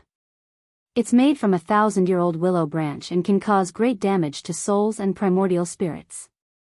With one whip, an ordinary Yin spirit or resentful spirit will die and scatter. Even if it's an evil spirit, it won't feel good if it gets whipped. As long as you use this whip to delay the female ghost for a moment and send a message in time, the Yaman's reinforcements will arrive immediately." Li Mu's eyes lit up. The whip's restraint on souls was even stronger than his Bai sword. After using it, he had to figure out a way to get it. It would be a good idea to give it to Wan Wan for self-defense. Constable Zhao saw the light in his eyes and coughed softly. He said, "This is something from the Yaman. I'm only lending it to you temporarily. You have to return it when you're done with it." Li Mu smiled and said, I understand. He put away the soul-beating whip and thought for a moment. He asked again, "If something from the Yaman is broken or lost in the process of carrying out a task, do I have to pay for it?"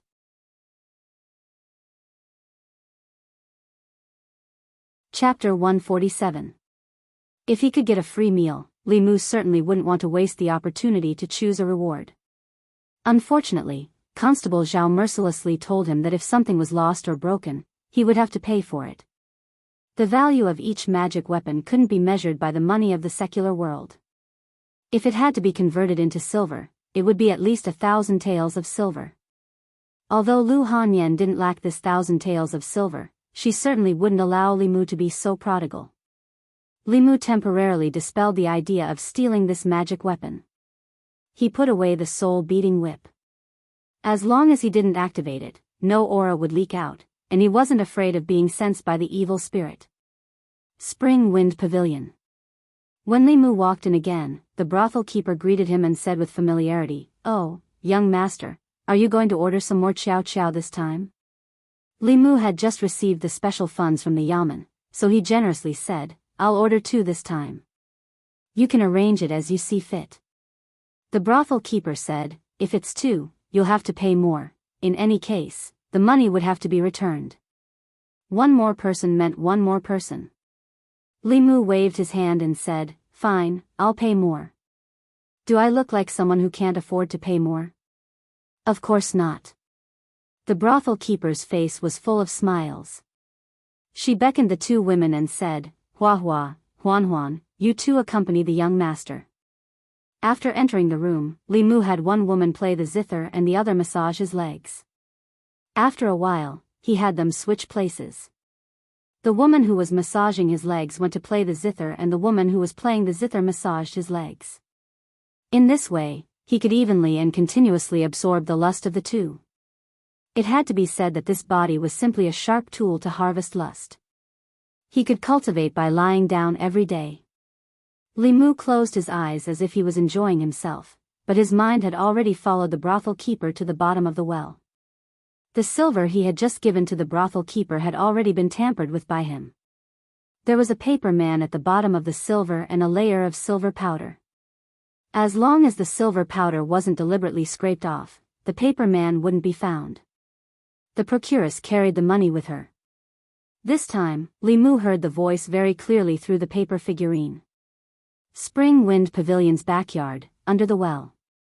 This well was dry and devoid of water, but there was another space.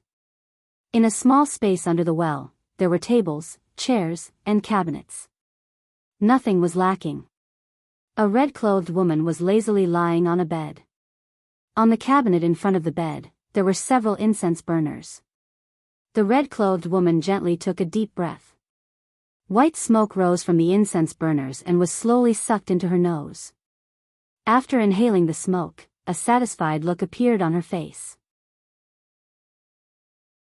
The procuress stood respectfully in front of the bed. After she finished inhaling the smoke, she replaced the incense burner with the other one. The woman in red took a few deep breaths and said, "You don't have to send any more incense burners down. The ones in the room can also be removed." Hearing this, the brothel keeper's face lit up.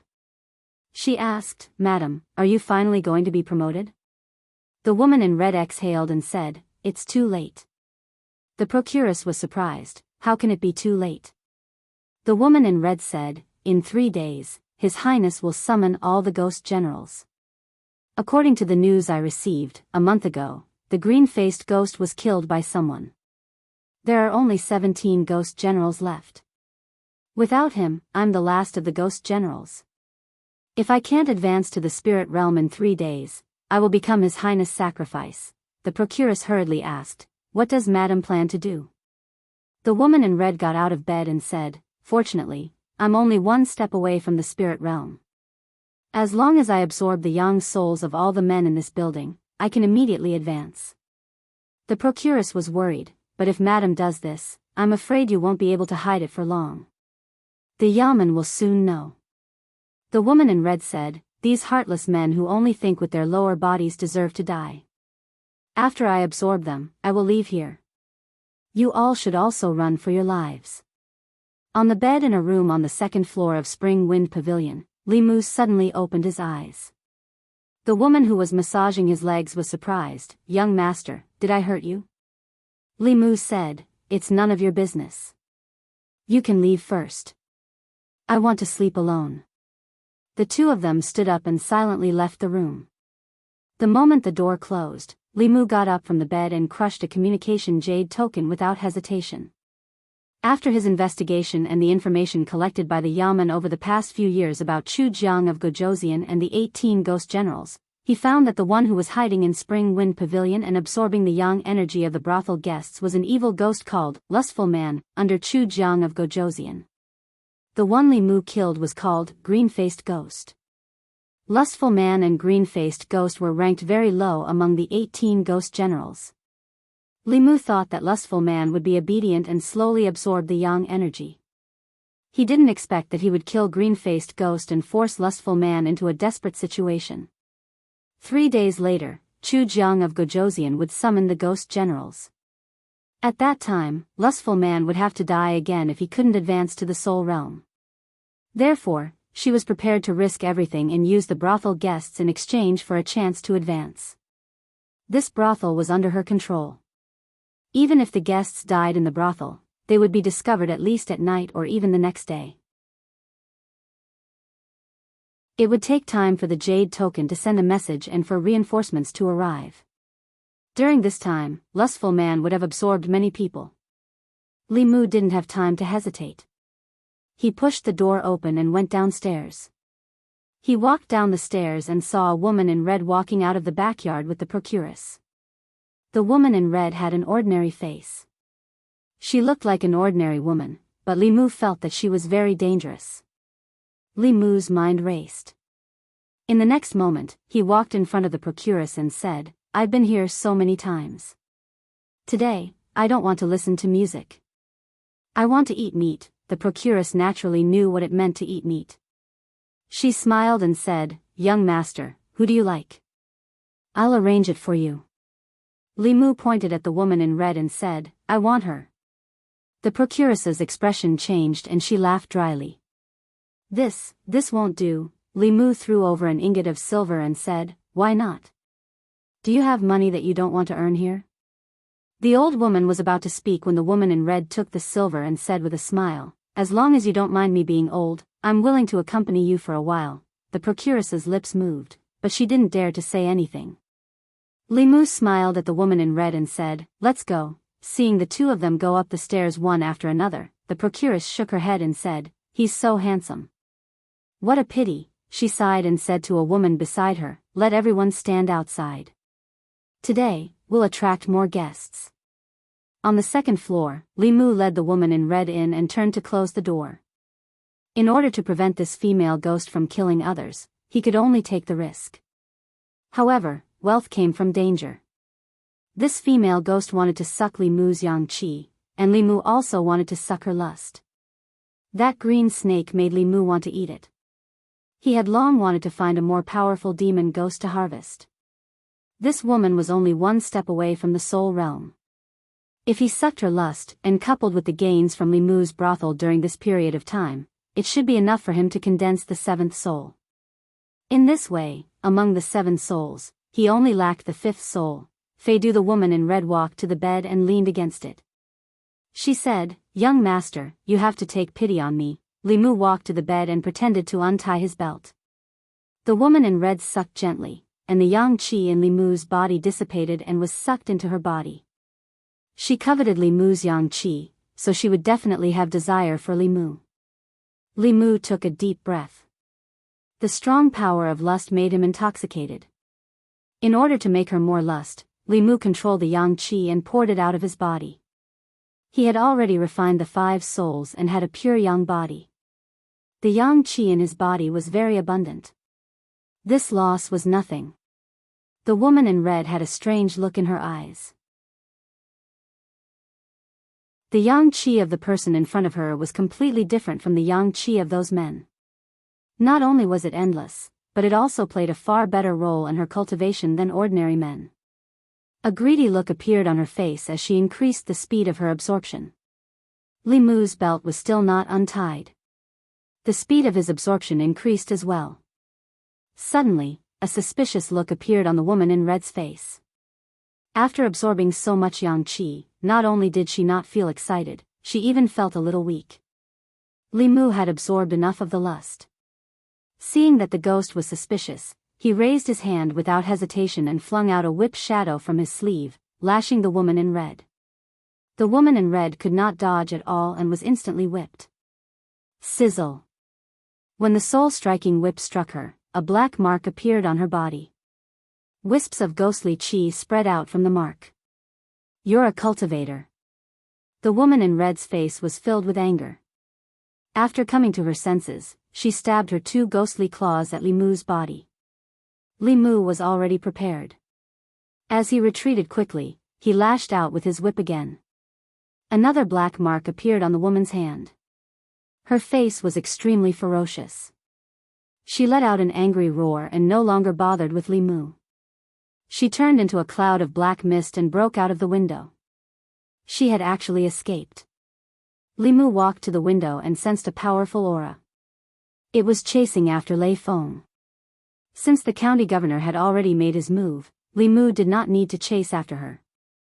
He walked to the door and knocked out the procuress who had heard the commotion in the room and was about to come in to check. Many constables rushed in from the door and subdued all the brothel girls who did not know what had happened. Constable Zhao walked in and said, "The county governor has personally chased after her. She can't escape." "Why did you suddenly clash with her? Did she find out?" Li Mu shook his head and said, "In 3 days, Chu Jiang of Gojosian will gather all the ghost generals. The woman in red does not want to be sacrificed and is prepared to risk everything. She will kill everyone in the brothel and suck their yang qi and blood. I had no choice but to lure her into the room and send you a message at the same time." Constable Zhao patted him on the shoulder and said, "Well done. When we return to the county office, you will be rewarded. Can you return the soul-striking whip first?"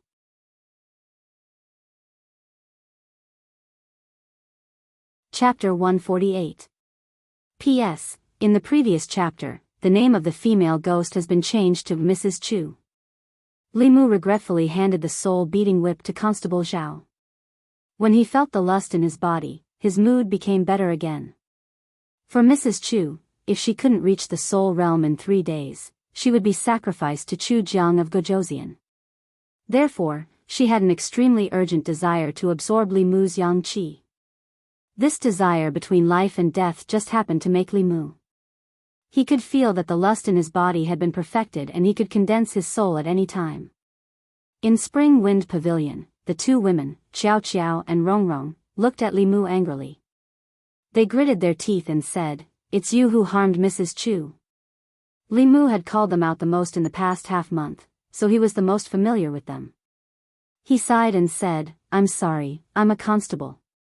Many prostitutes in the brothel, including the madam, had long been bewitched by Mrs. Chu. They regarded her as their master in their hearts. They needed the cultivators of the yamen to forcibly intervene in their minds so that they could become ordinary people again. Constable Zhao looked at the crowd and ordered, "Take them back to the yamen first." The constables took the prostitutes and marched to the yamen, attracting the attention of countless passers-by. When they passed by Yunyan Pavilion, even Lu Hanyan ran out to watch the fun. She saw Li Mu walking at the front at a glance. She ran over and asked, "What's going on?" Li Mu said, "Behind Spring Wind Pavilion, there is a female ghost controlling it. These are all brothel girls who have been bewitched by her. Now I want to take them back to the government office and remove the bewitchment of the female ghost. Now you should believe that I went to the brothel to do something serious, right?" Lu Hanyan rolled her eyes at him and said, "I'm not by your side. Who knows what you're doing inside?" Li Mu glanced at her and said, "Do you think I'm stupid enough to give away my primordial yang that I've been saving for 19 years to these prostitutes? My primordial yang is for you." Lu Hanyan blushed and quickly covered Li Mu's mouth. Since the last time she took the initiative to kiss him, he became bolder and bolder in front of her. The constables not far away did not hear what Li Mu said, but they saw the intimate actions of the two. One of the constables sighed and said, "Everyone said that Li Mu hooked up with a young, beautiful, and rich woman. I didn't believe it, but now I do." Another constable shook his head and said, "Li Mu is handsome and capable. He is highly regarded by Constable Zhao and the county lieutenant. His future is limitless. We can't be envious of him." Li Mu's hearing was very good. The words of those people entered his ears without missing a single word. He was a little depressed and said with a sigh, "They all said that I'm with you because of your money." Lu Hanyan said, "Isn't that the case? Shallow. Do you think I'm Zhang Shan who only has eyes for money?" Li Mu looked at her and said, "I like you because of your knowledge, gentleness, generosity, kindness, consideration, independence, talent, beauty, and dignity. Do you also say the same to those prostitutes?" Lu Hanyan glanced at Li Mu, but her wrist involuntarily wrapped around his. The Yunyan Pavilion would officially open in 2 days. She had nothing to do, so she held Li Mu's arm and followed him all the way to the county yamen. A few constables gathered the prostitutes in a room and removed the female ghost's charm on them. After a quarter of an hour, these women came out of the room. Although their faces were a little pale, their eyes were less rigid and more lively. Several women came over and bowed to Li Mu, gratefully saying, "Thank you for saving us. If it weren't for you, we would have been bewitched by that evil ghost for the rest of our lives."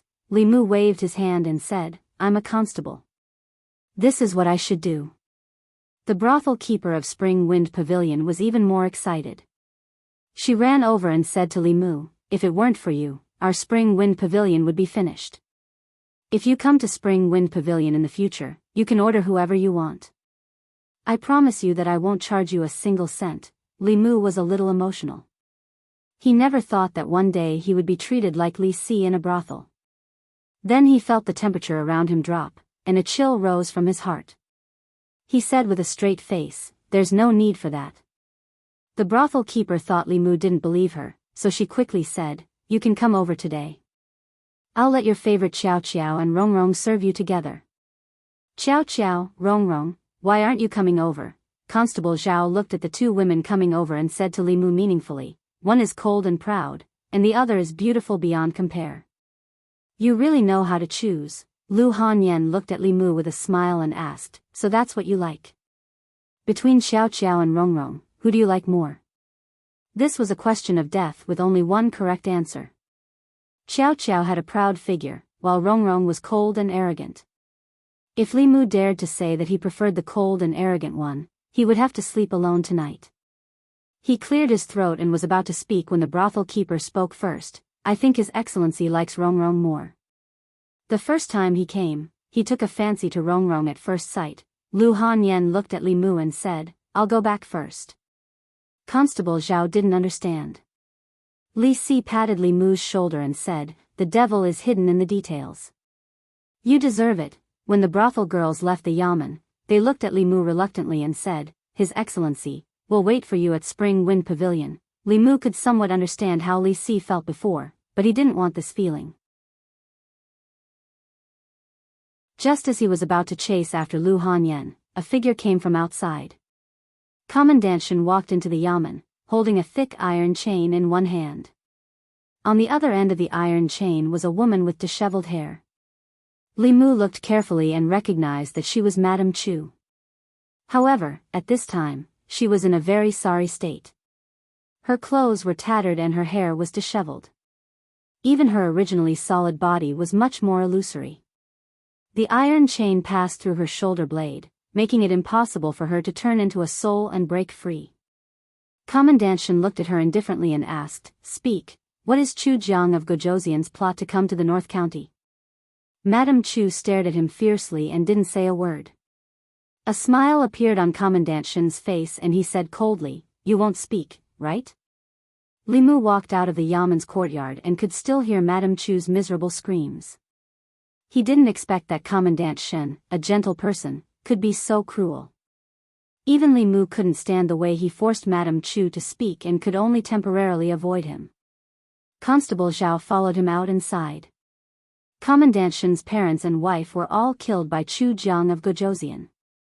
His hatred for Chu Jiang of Gojoseon is unimaginable. When the screams in the courtyard stopped and Li Mu walked in again, Madame Chu's soul was extremely weak and was on the verge of dissipating. Commandant Shen glanced at Li Mu and said, "You haven't condensed your soul yet. Her soul power is useful to you. You can deal with it." Li Mu cupped his hands and said, "Thank you, Commandant Shen." It seemed that he didn't get any useful information from Madame Chu. After all, Madame Chu wasn't in the soul realm and wouldn't be valued by Chu Jiang of Gojoseon. She was ranked 17th among Chu Jiang of Gojoseon's ghost generals, only slightly stronger than the 18th ranked green-faced ghost. Commandant Shen untied a gourd from his waist, raised his head and drank a mouthful of wine. Then he left alone. Li Mu glanced at Madame Chu and didn't do anything. Even if he didn't do anything, this ghost's soul would dissipate in 15 minutes. The reason why Li Mu didn't do anything was that Madame Chu's yin qi was extremely pure and clear. Obviously, she hadn't killed anyone before the Spring Wind Pavilion case. However, she still wanted to kill someone. Li Mu had the ability to save her, but he didn't plan to. Madame Chu was lying on the ground and her soul was on the verge of collapse. She suddenly laughed. Li Mu looked down at her and asked, "What are you laughing at?" Madame Chu's face showed a trace of sarcasm.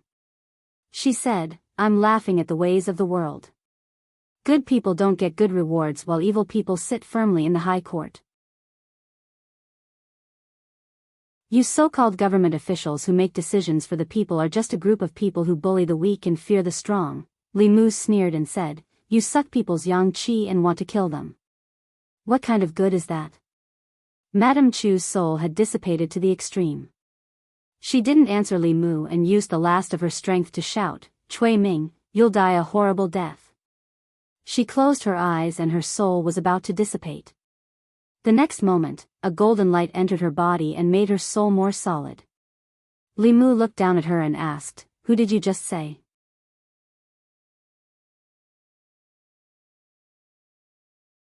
Chapter 149. Li Mu was very familiar with the name Cui Ming. Su He's enemy was called this name.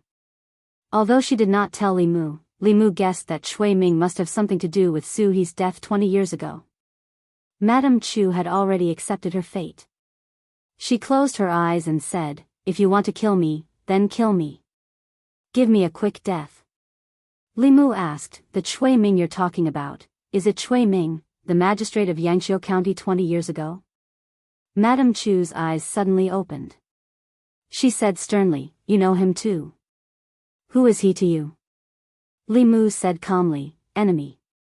He looked at Madame Chu and asked, "You have a grudge against him too?" Madame Chu's face was full of hatred.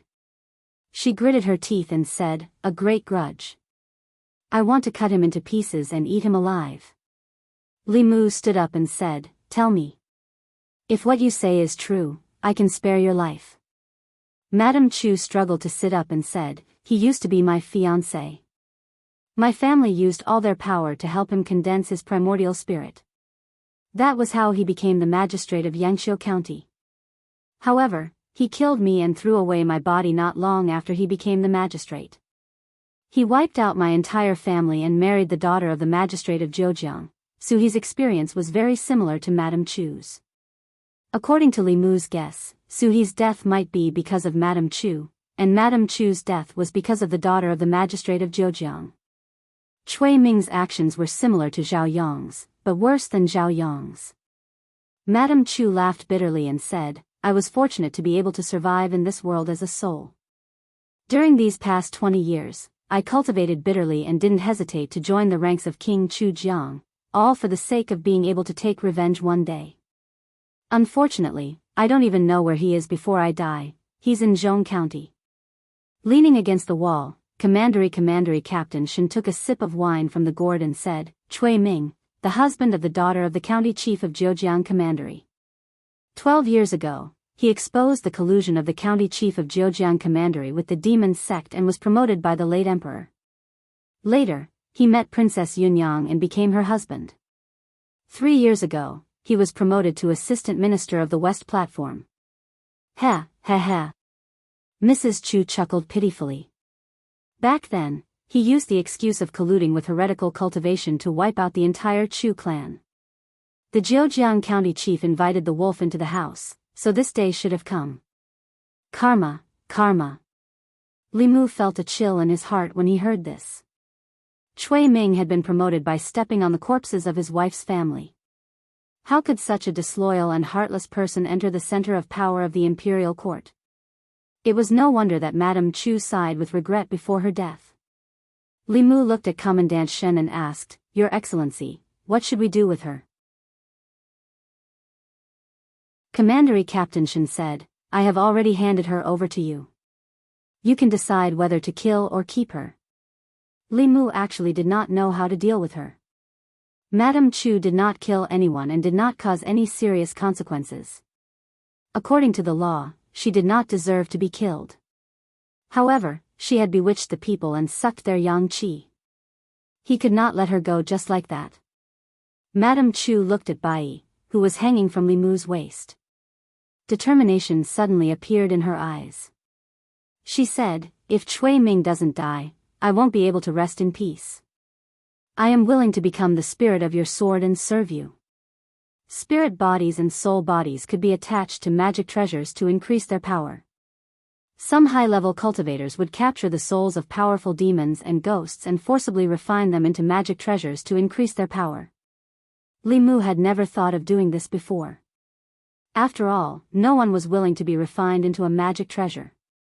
If the sword existed, the spirit would exist. If the sword died, the spirit would die. Most magic treasure spirits were forced. Madame Chu was willing to become a sword spirit. She was not forced. If there was a spirit sword spirit in Bai, she would be able to control Bai herself. This would be much more flexible than Li Mu controlling the sword himself. It would be equivalent to having a middle realm helper when facing an enemy. Not only that, her greatest use was to lend her mana to Li Mu at critical moments. As long as he held Bai, his mana could reach the fourth realm in a short period of time. Even if Madame Chu's mana was not as good as Su He's, Li Mu could easily kill a fourth realm Abhijina. He could fight against a fifth realm Abhijina and a sixth realm Dongxian. Even if he could not win, he could at least protect himself. Li Mu could not resist such a temptation. He looked at Madame Chu and asked, Have you thought it through? Madame Chu's expression was resolute. She said, With my strength alone, I will never be able to take revenge in this lifetime. I only hope that one day, I can see that villain Cui Ming die under this sword with my own eyes. Bai had already been recognized as Li Mu's master. As a sword spirit, she would also become Li Mu's servant. Madame Chu's only obsession was to seek revenge on Cui Ming. As for Su He's revenge, Li Mu would definitely avenge her. Cui Ming was heartless and deserved to die. Whether it was for personal or public reasons, Li Mu could not let him go. He pulled Bai out and said, Come in yourself. Madame Chu's soul turned into a puff of smoke and merged into Bai. Li Mu used the sword to cut his fingertip and drew a rune on the sword with his blood. He formed a seal with one hand and released a stream of spiritual energy. The blood rune on the sword was instantly absorbed into the sword. After doing all this, Li Mu closed the scabbard and said, You stay inside first. I will help you heal later. Commandant Shen looked at him and said, in the case of Spring Wind Pavilion, you hid for half a month and saved countless lives. Your contribution is the greatest. You can choose 2 items from the Xian room. Let Constable Zhao take you there. Li Mu had been waiting for this moment for a long time. He cupped his hands and said, thank you, Commandant Shen. After a while, Constable Zhao took Li Mu to the 2nd floor of the treasure pavilion. He sighed and said, you've only been here for a month and you've already entered the treasure pavilion twice. Most of the constables here can't even enter once a year. However, I've never seen a constable as reckless as you. You've only just reached the soul condensation realm and you dare to fight a 3rd realm demonic ghost. When they reached the 2nd floor, Constable Zhao said, I won't introduce the items here to you. You can see for yourself. You have 15 minutes. Remember to choose what you want in 15 minutes. Li Mu wanted the soul-beating whip. When using this whip to fight enemies, 3 souls would leave the body with 1 strike and the 2nd strike would dissipate the soul. Wanwan's spiritual eyes could control souls, so it was perfect for her. He looked at Constable Zhao and said, can I choose the soul-beating whip? Constable Zhao looked at him and said, why are you still thinking about the Yaman's items? Li Mu smiled and said, among these items, I only want the soul-beating whip. He was afraid that if he didn't give it to him this time, he would keep thinking about it in the future. Constable Zhao finally said helplessly, that's not for me to decide. I'll help you ask the county lieutenant. Constable Zhao left the treasure pavilion and quickly returned. He said, the county lieutenant has agreed. You can take the soul-beating whip, but you can only choose the soul-beating whip. If you give up the soul-beating whip, you can choose 2 items. As for which one to choose, you can think about it yourself. Li Mu said without hesitation, I choose the soul-beating whip. Constable Zhao took out the soul-beating whip from his sleeve and handed it to him. He said, you're very lucky. 2 of the Chu Jiang of Gojoseon's ghost generals were killed by you. That's why the county lieutenant made an exception for you. Continue to work hard. Perhaps in 2 years you'll be on equal footing with me. Li Mu put away the soul-beating whip and said with a smile, I just want to do something for the people. I've never thought about these things. Constable Zhao waved his hand and said, let's go. Li Mu looked around and said, it's not worth it to exchange 2 for 1. Can I exchange a few more spiritual jades? On the way home, Li Mu weighed the heavy spiritual jades in his sleeve and calculated his harvest this time. The Yaman had given him 30 taels of silver as a special fund. There were about a dozen taels left. Constable Zhao didn't ask, and Li Mu didn't mention it either. In addition to the silver, he had also obtained a soul-beating whip and 7 spiritual jades. Although they were of the lowest quality and couldn't be used by him and Lu Hanyan, they could be of great use to Wanwan and Xiaobai. In addition, his desire had been perfected. He could condense the 7th spirit at any time. His biggest gain was, of course, subduing a female ghost who was about to enter the spirit realm. This allowed his overall strength to improve by several levels. When he encountered high-level cultivators, he had enough strength to protect himself. After careful calculation, he realized that he had made a lot of money from this mission. When he returned home and walked into the courtyard, he saw Lu Hanyan sitting on a stone bench. She glanced at Li Mu and turned her head away. Obviously, she was still angry. Li Mu walked over and said with an apologetic smile, I'm back. Lu Hanyan curled her lips and said, why are you back? Why don't you go to your Rongrong? She already said that she won't take your money, Li Mu said, that's for the task. I definitely won't go to that kind of place in the future. Lu Hanyan turned her head and still ignored him. Li Mu knew that she was angry not because he went to the brothel, but because he chose the cold and arrogant Rongrong the first time he went there. This would definitely make her connect something else. At that time, he had just chosen casually and didn't think too much. If he explained this matter directly, it would probably make things worse. Li Mu thought for a moment, and with a thought, he secretly pulled out Bai Yi's scabbard a little. A wisp of smoke floated out of Bai Yi and turned into a female ghost in red. She appeared beside Lu Hanyan. Lu Hanyan was sulking in her heart when she sensed something strange beside her. When she turned her head, she happened to meet a pale face. The woman in red had disheveled hair and a pale face. Her body was emitting a ghostly aura. Lu Hanyan pounced on Li Mu and hugged him tightly. She said in a trembling voice, there's a ghost. Li Mu held her slender waist with one hand and patted her shoulder with the other. He comforted her. I'm here. Don't be afraid.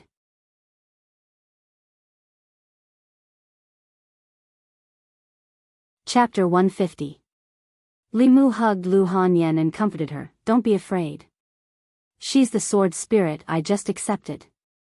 Lu Hanyan finally realized something. She pushed Li Mu away and said angrily, are you doing this on purpose? I just want you to get to know each other. This is Mrs. Chu, Bai's sword spirit. Li Mu introduced her to Lu Hanyan, then looked at Mrs. Chu and said, this is Lu Hanyan. You can call her Lady Lu. Mrs. Chu bowed to Lu Hanyan and said, greetings, mistress. Lu Hanyan said, who's your mistress? Li Mu took her hand and said, not now, but sooner or later you will be.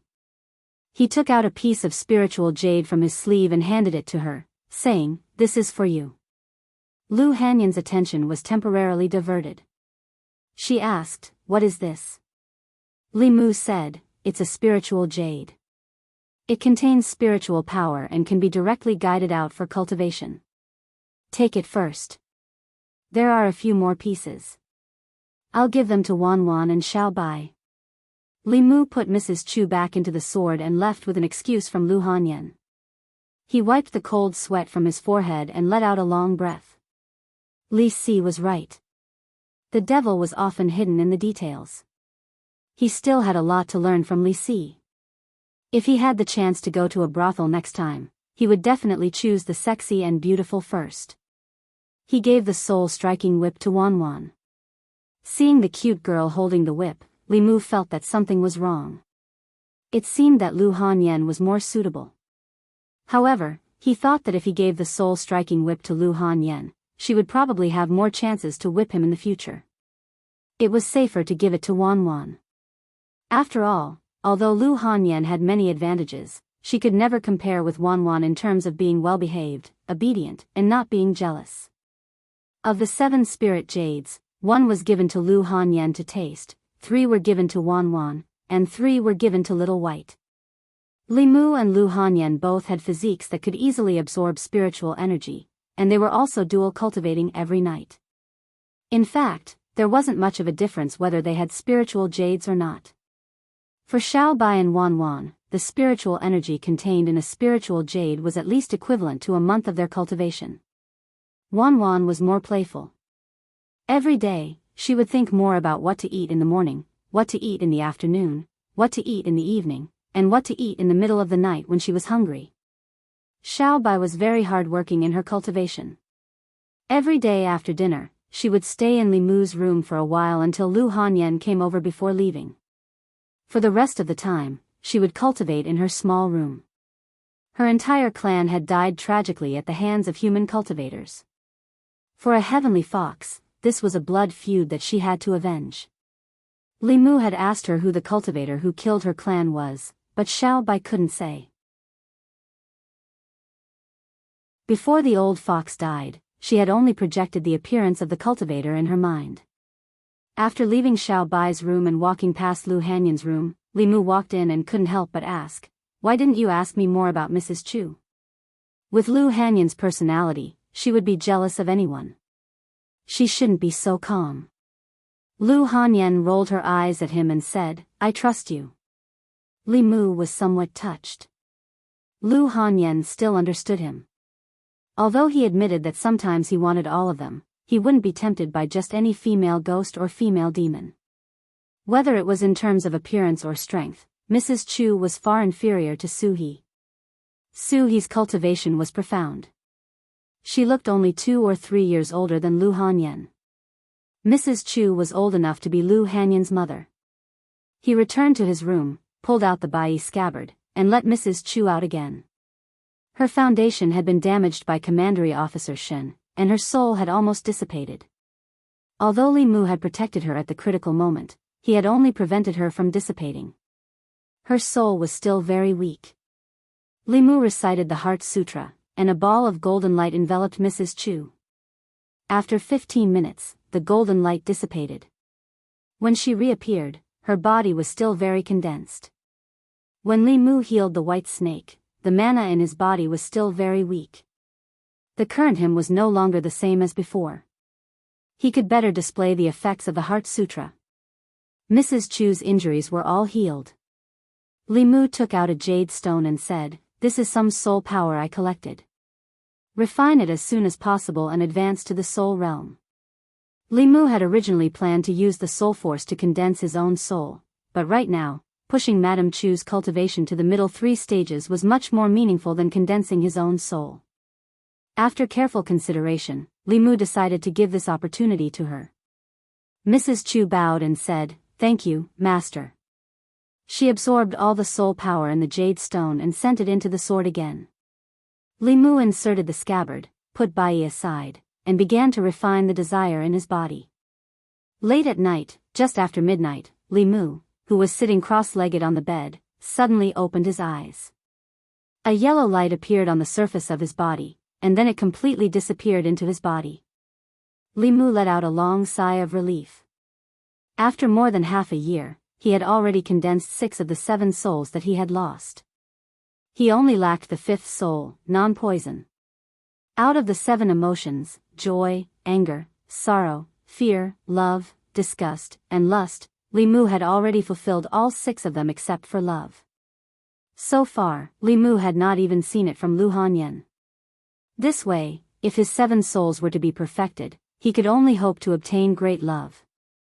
This kind of great love required the people to love and respect from the bottom of their hearts. Li Mu was a small official, not a parent official. It was even more difficult for him to obtain such great love.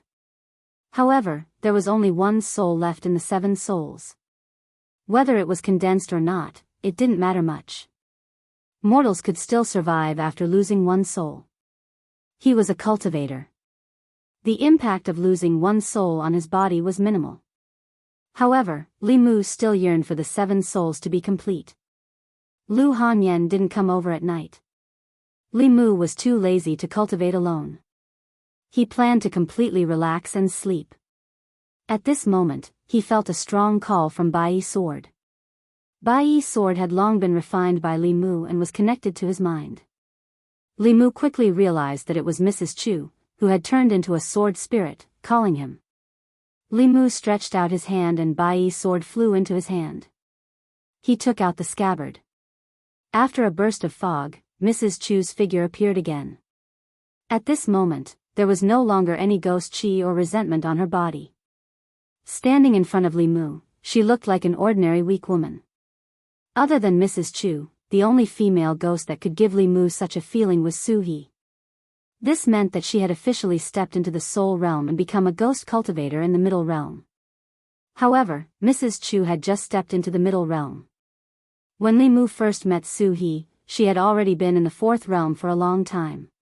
She was much stronger than the current Mrs. Chu. Li Mu looked at her and said, "Congratulations on successfully entering the soul realm." Mrs. Chu said gratefully, "If it weren't for Master, my soul would have dissipated long ago." A 4th realm ghost cultivator was already considered an expert. It was rare to see one. Chu Jiang of Gojoseon had more than 10 of them under his command. If the county government hadn't noticed, Mrs. Chu would have become his 17th soul realm ghost general. Li Mu asked, "Does Chu Jiang of Gojoseon really have any ulterior motives in the North County all these years?" Mrs. Chu shook her head and said, "I don't know. I only know that Chu Jiang of Gojoseon has been searching for and nurturing soul realm ghost cultivators. Many of his ghost generals used to be wandering ghosts. After they were taken in by him, if they couldn't advance to the soul realm within the time he set, they would have to sacrifice their soul power to other ghost generals. A peak 5th realm Chu Jiang of Gojoseon and more than 10 4th realm ghost generals could already be considered an extremely huge force. If it weren't for the ancestral court of Fu Lu School, Chu Jiang of Gojoseon's power would only be higher than the North County's officials. Although the ancestral court of Fu Lu School was powerful, other than sending low-level disciples to cultivate in the secular world, it wouldn't interfere too much in the secular world. Unless it was a giant of the demonic path like Master Qianhuan, who exceeded the North County's ability to deal with, it would attract the super experts of the Fu Lu School. A small character like Chu Jiang of Gojosian couldn't attract the attention of the experts of the ancestral court. Chu Jiang of Gojosian, who kept causing trouble in the North County, was the biggest threat to the North County. There should be many opportunities to deal with him in the future. Although the current Li Mu was still not a match for Chu Jiang of Gojosian, he wasn't afraid of him. He looked at Madame Chu and said, "Enter the sword and try to transmit your spiritual power to me through Bai." After a moment, feeling the surging spiritual power in his body that was about to overflow, Li Mu's heart was filled with pride. Although Madame Chu's strength was far from Su He's, she was still at the fourth realm. She had already recognized Li Mu as her master and was willing to become Bai's sword spirit. With the connection between the two, Li Mu could borrow her spiritual power without being possessed. As long as Bai was in his hands, he could enter the fourth realm at any time and use all kinds of Dao techniques to display the strength of the fifth realm. Of course, other people's power was ultimately other people's. He couldn't slack off on his own cultivation. When he reached the middle realm with his own strength, he would truly have the capital to establish himself in this world where demonic ghosts ran rampant and countless experts.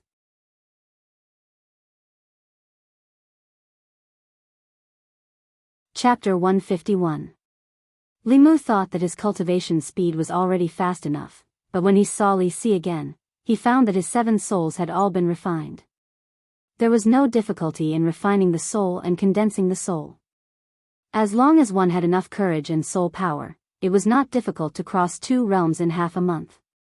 However, this required a large amount of resources. For an ordinary person without any background to collect these resources, it was much more difficult than cultivating step by step. However, Li Mu did not envy him. While Li Si's cultivation was rapidly increasing, the weight on his body was not light. There was no free lunch in the world. If one wanted to gain something, they had to lose something else. He gained money, power, and women, but lost his freedom. However, Li Si did not seem to care about this. Li Mu often saw him and Chen Miao appearing together. The smile on his face was much more than before, as if he was a different person. It seemed that he had really found his love. Speaking of love, Li Mu was a little confused. Of the 7 emotions, the only one he lacked was love. However, he had never felt this kind of feeling from anyone until now. Even Lu Hanyan was no exception. Li Mu even suspected that she did not actually like him, but simply lusted after his body. He could not figure out this question and planned to ask Li Si. "What is love?"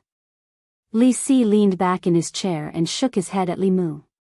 "This question is very profound and there is more than one answer. You need to discover it yourself." Li Mu asked, "Is it not love when 2 people who like each other are together?" Li Si patted his shoulder and said meaningfully, "Like is like, love is love. Like is possession. Love is giving. Like is unbridled and willful. Love is restraint and tolerance. After you and Lady Lu get married and spend a few years together, you will naturally understand." Li Mu understood Li Si's meaning. At first sight, there is liking, but after a long time, there will be love.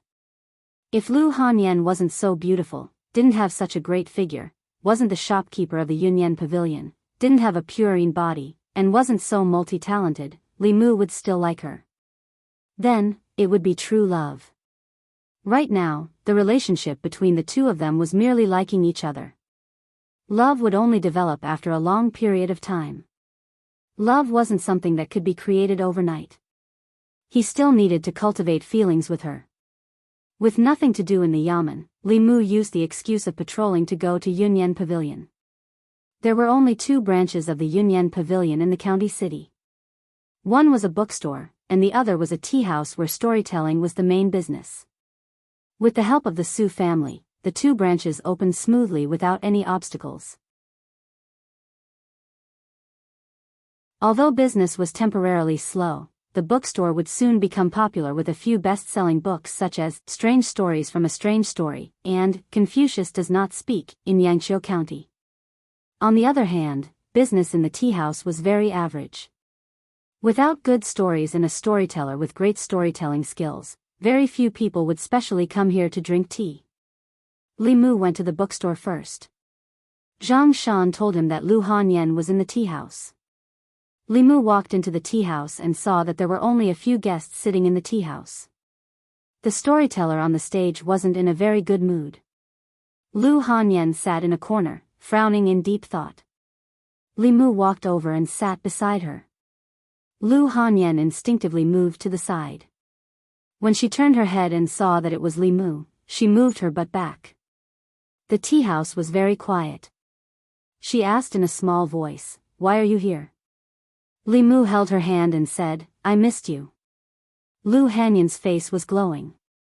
She allowed Li Mu to hold her hand.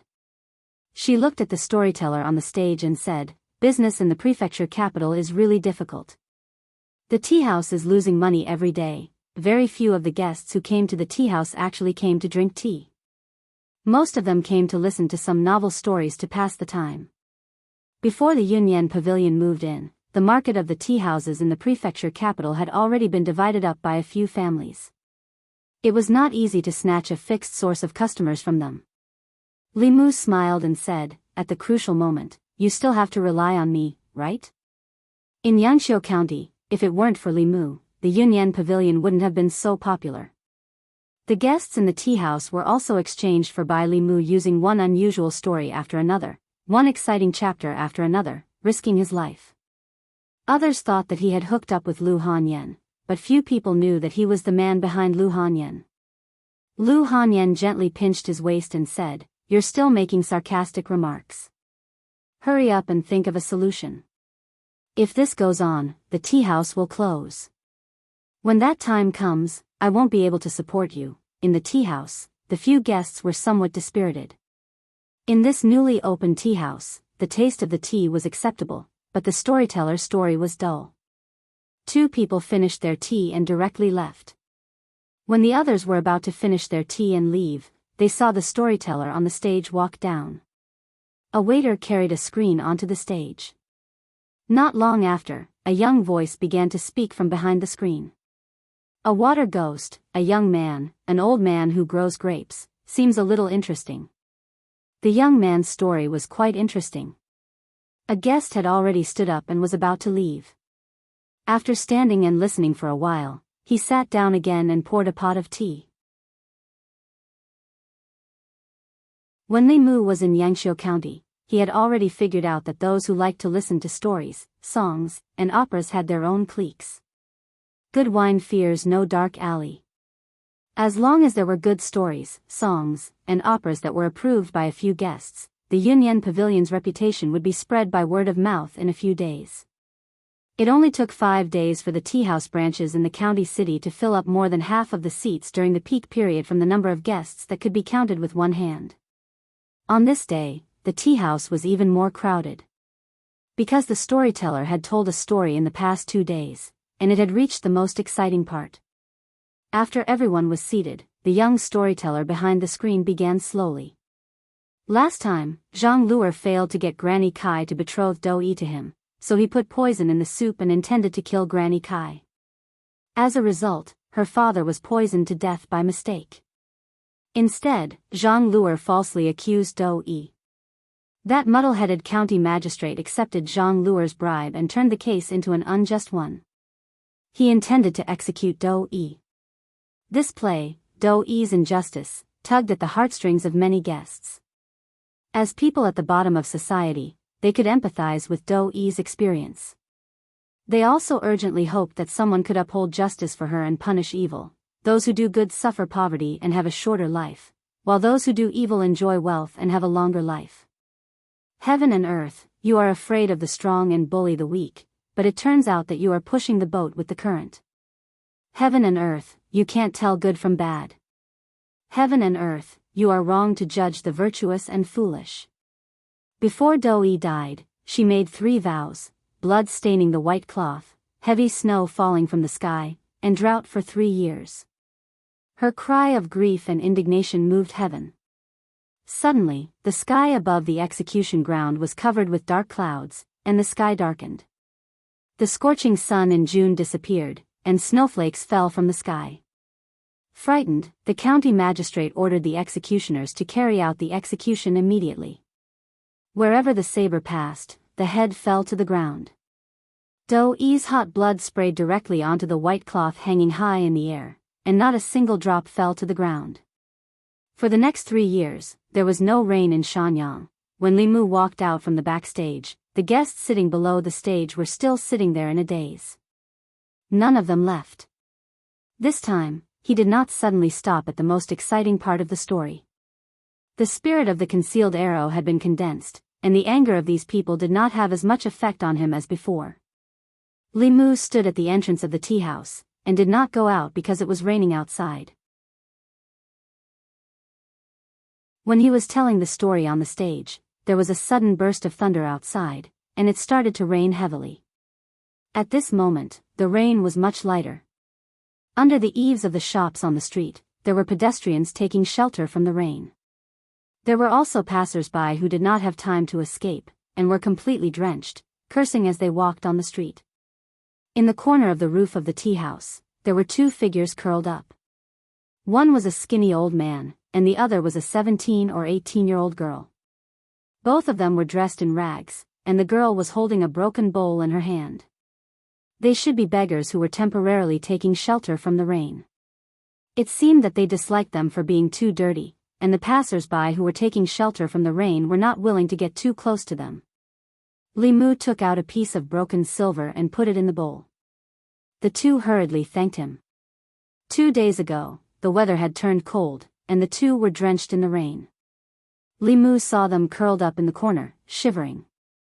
He walked in again, took a pot of hot tea and 2 bowls, and handed them to them. He said, "Drink a cup of tea to warm up. It's free." The girl was stunned. She had been hiding outside and eavesdropping, and the kind man in front of her had the same voice as the storyteller. She quickly reacted and knelt down to kowtow to him. She said, "Thank you, benefactor." "Thank you, benefactor." Limu waved his hand, held up the umbrella, and walked to the county government. Several patrolling constables walked into the government office awkwardly, and muttered, "Why did it rain so suddenly?" There was no sign at all. Outside the county city, several women who were washing clothes by the stream were suddenly drenched by the heavy rain. Their clothes became translucent, faintly revealing their bloated figures. A shabby Taoist priest in rags was among them. He was talking and laughing with them, and his eyes were looking around. The women did not avoid him. From time to time, they would pull their clothes and tease him. The old Daoist priest looked at it for a while and felt bored. It was still raining. He looked up at the gloomy sky, counted with his fingers, and said in surprise, "My dear mother, this rain is not right."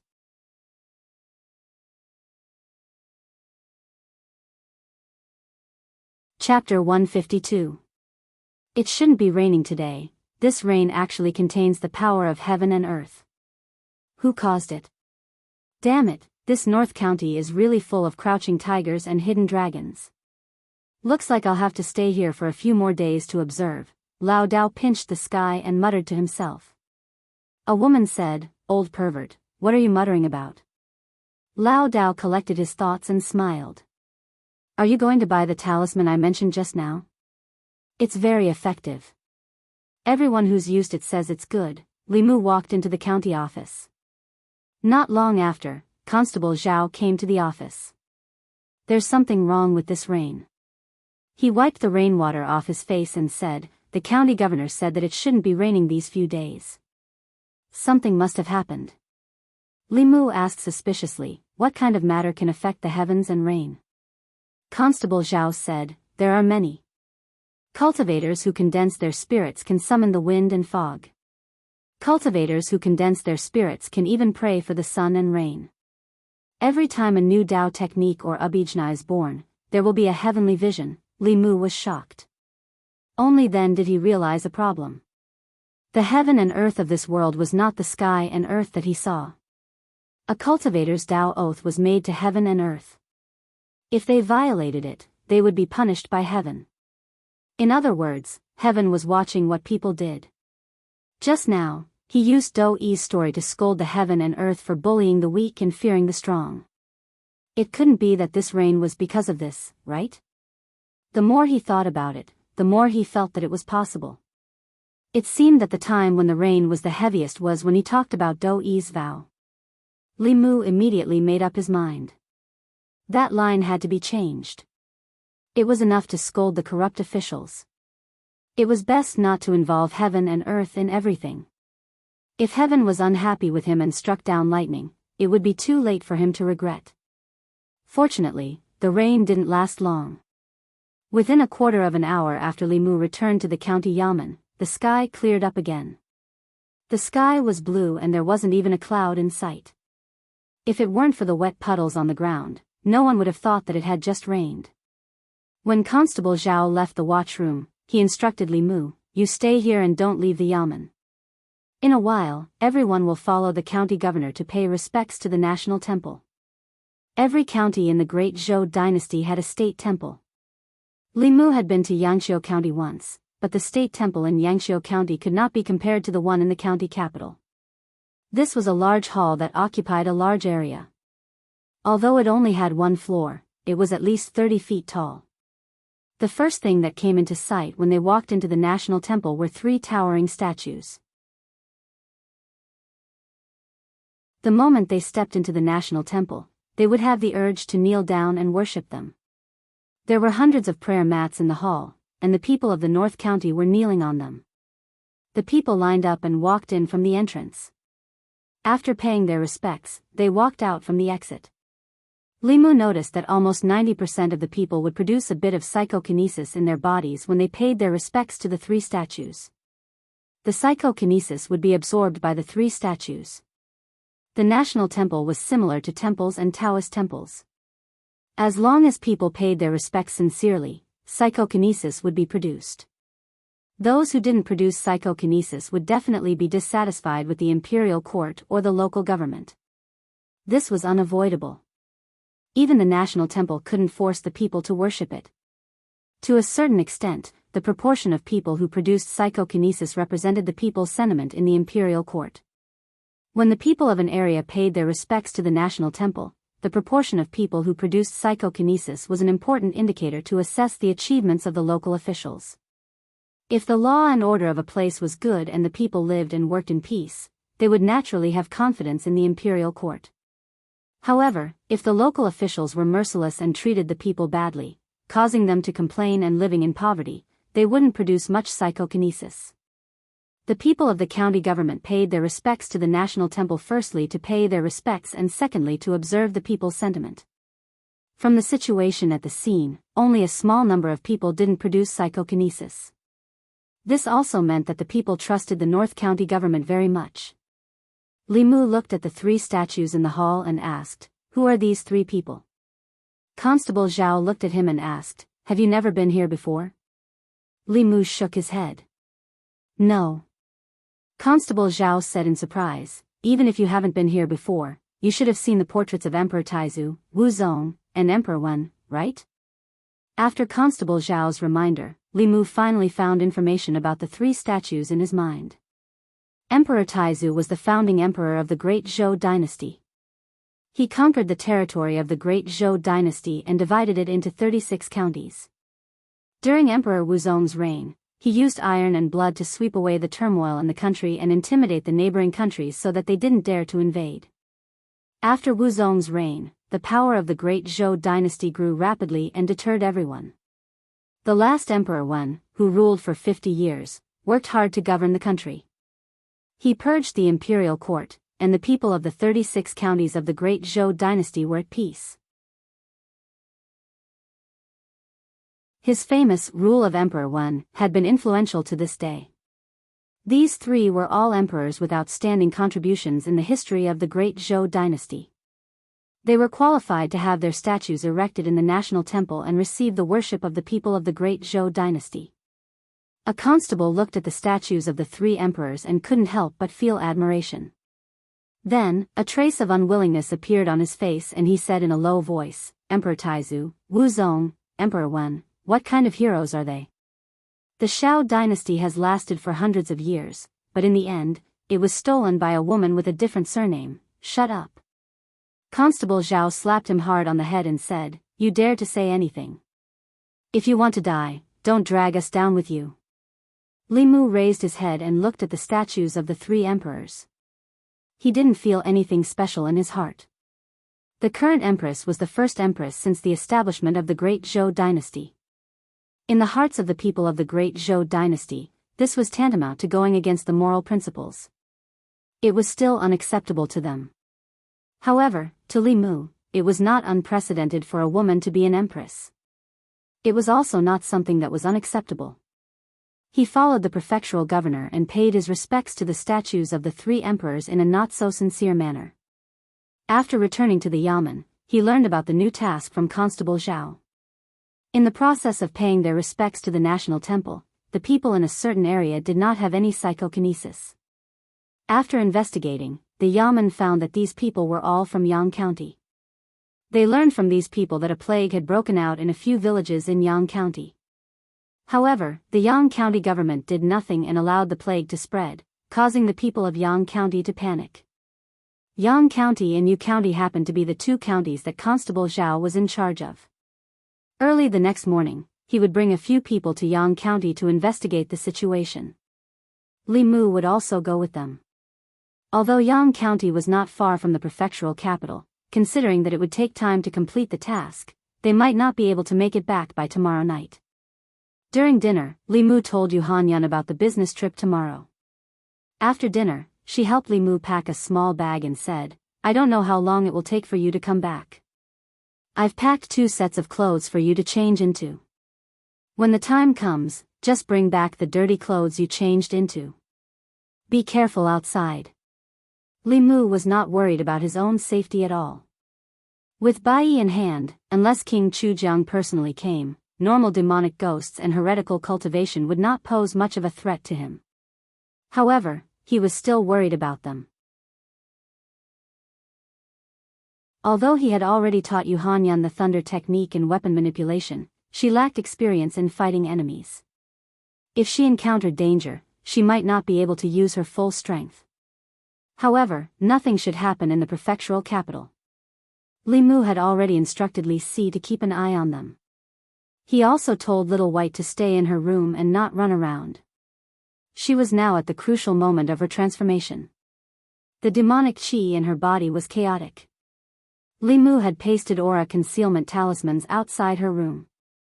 Every night, he would use Buddhist mana to help her tidy up her body so that her demonic qi could be suppressed. Because of this, he had not dual cultivated with Yu Hanyan for a few days.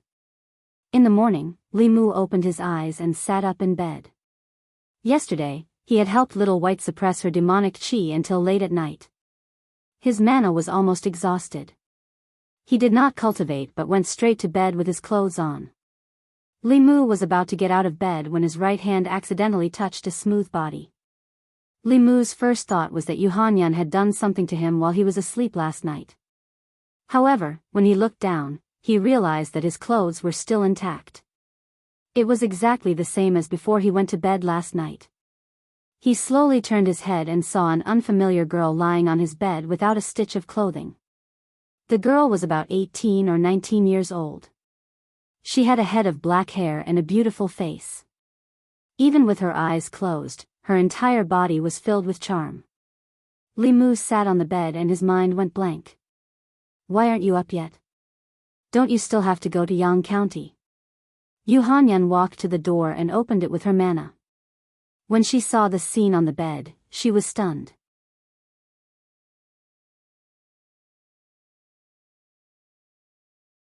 Chapter 153. Li Mu looked at the unfamiliar girl on the bed and then looked at Lu Hanyan, who was standing at the door with tears in her eyes. His lips moved as he wanted to explain, but he didn't know what to say. He had been caught red-handed in bed. What else could he explain? Although even Li Mu himself didn't know why this young girl would appear on his bed, he didn't know. Lu Hanyan didn't say anything. She wiped her tears and turned to run away. Chasing after his future wife was more important. Li Mu didn't care about what was going on with the girl on the bed. He quickly chased after her without even wearing shoes. As soon as Lu Hanyan ran into the yard, Li Mu caught up with her and hugged her from behind. Li Mu hugged her tightly and hurriedly said, "Don't be angry." "Let me explain." Lu Hanyan didn't struggle. 2 streams of tears flowed down her cheeks. She choked and said, "I saw it with my own eyes." "What else do you have to explain? Isn't it enough for you to do whatever you want outside?" "You actually brought her home," Li Mu said with a wry smile. "I don't know who she is. I saw her when I opened my eyes this morning. Do you believe what you're saying?" Li Mu didn't know how to explain. Suddenly, a vague voice came from behind him. The girl walked out of the room naked and barefoot. She rubbed her sleepy eyes and looked at Li Mu and Lu Hanyan. She asked in confusion, "Benefactor, Sister Lu, what are you doing?" Hearing this extremely familiar voice, Li Mu turned around and was stunned. He said in surprise, "Xiao Bai." The next moment, his vision went black. Lu Hanyan had covered his eyes from behind. Lu Hanyan's face turned red. She said angrily, "Xiao Bai, quickly go into the room." The girl looked at her and asked in confusion, "Why?" Lu Hanyan said with a red face, "Look down." The girl lowered her head to take a look. After a brief moment of shock, she let out a cry of surprise and her figure instantly disappeared on the spot. A moment later, Li Mu and Lu Hanyan stood in the room, looking at the girl who had wrapped herself in a blanket. They murmured, How did you transform?" I don't know either." The girl's face was bright red as she said, last night, I just wanted to give it a try and then fell asleep. When I woke up, I became like this." Li Mu looked at Lu Hanyan and said, "Do you believe me this time?" Lu Hanyan was a little ashamed and said, "I'll help her find some clothes." After Xiao Bai transformed, although she wasn't as tall as Li Qing, she was still half a head taller than Wanwan. Wanwan's clothes didn't fit her, so she could only make do with Lu Hanyan's clothes. In Lu Hanyan's room, she stood behind Xiao Bai, helping her comb her hair while looking at the girl's face in the bronze mirror.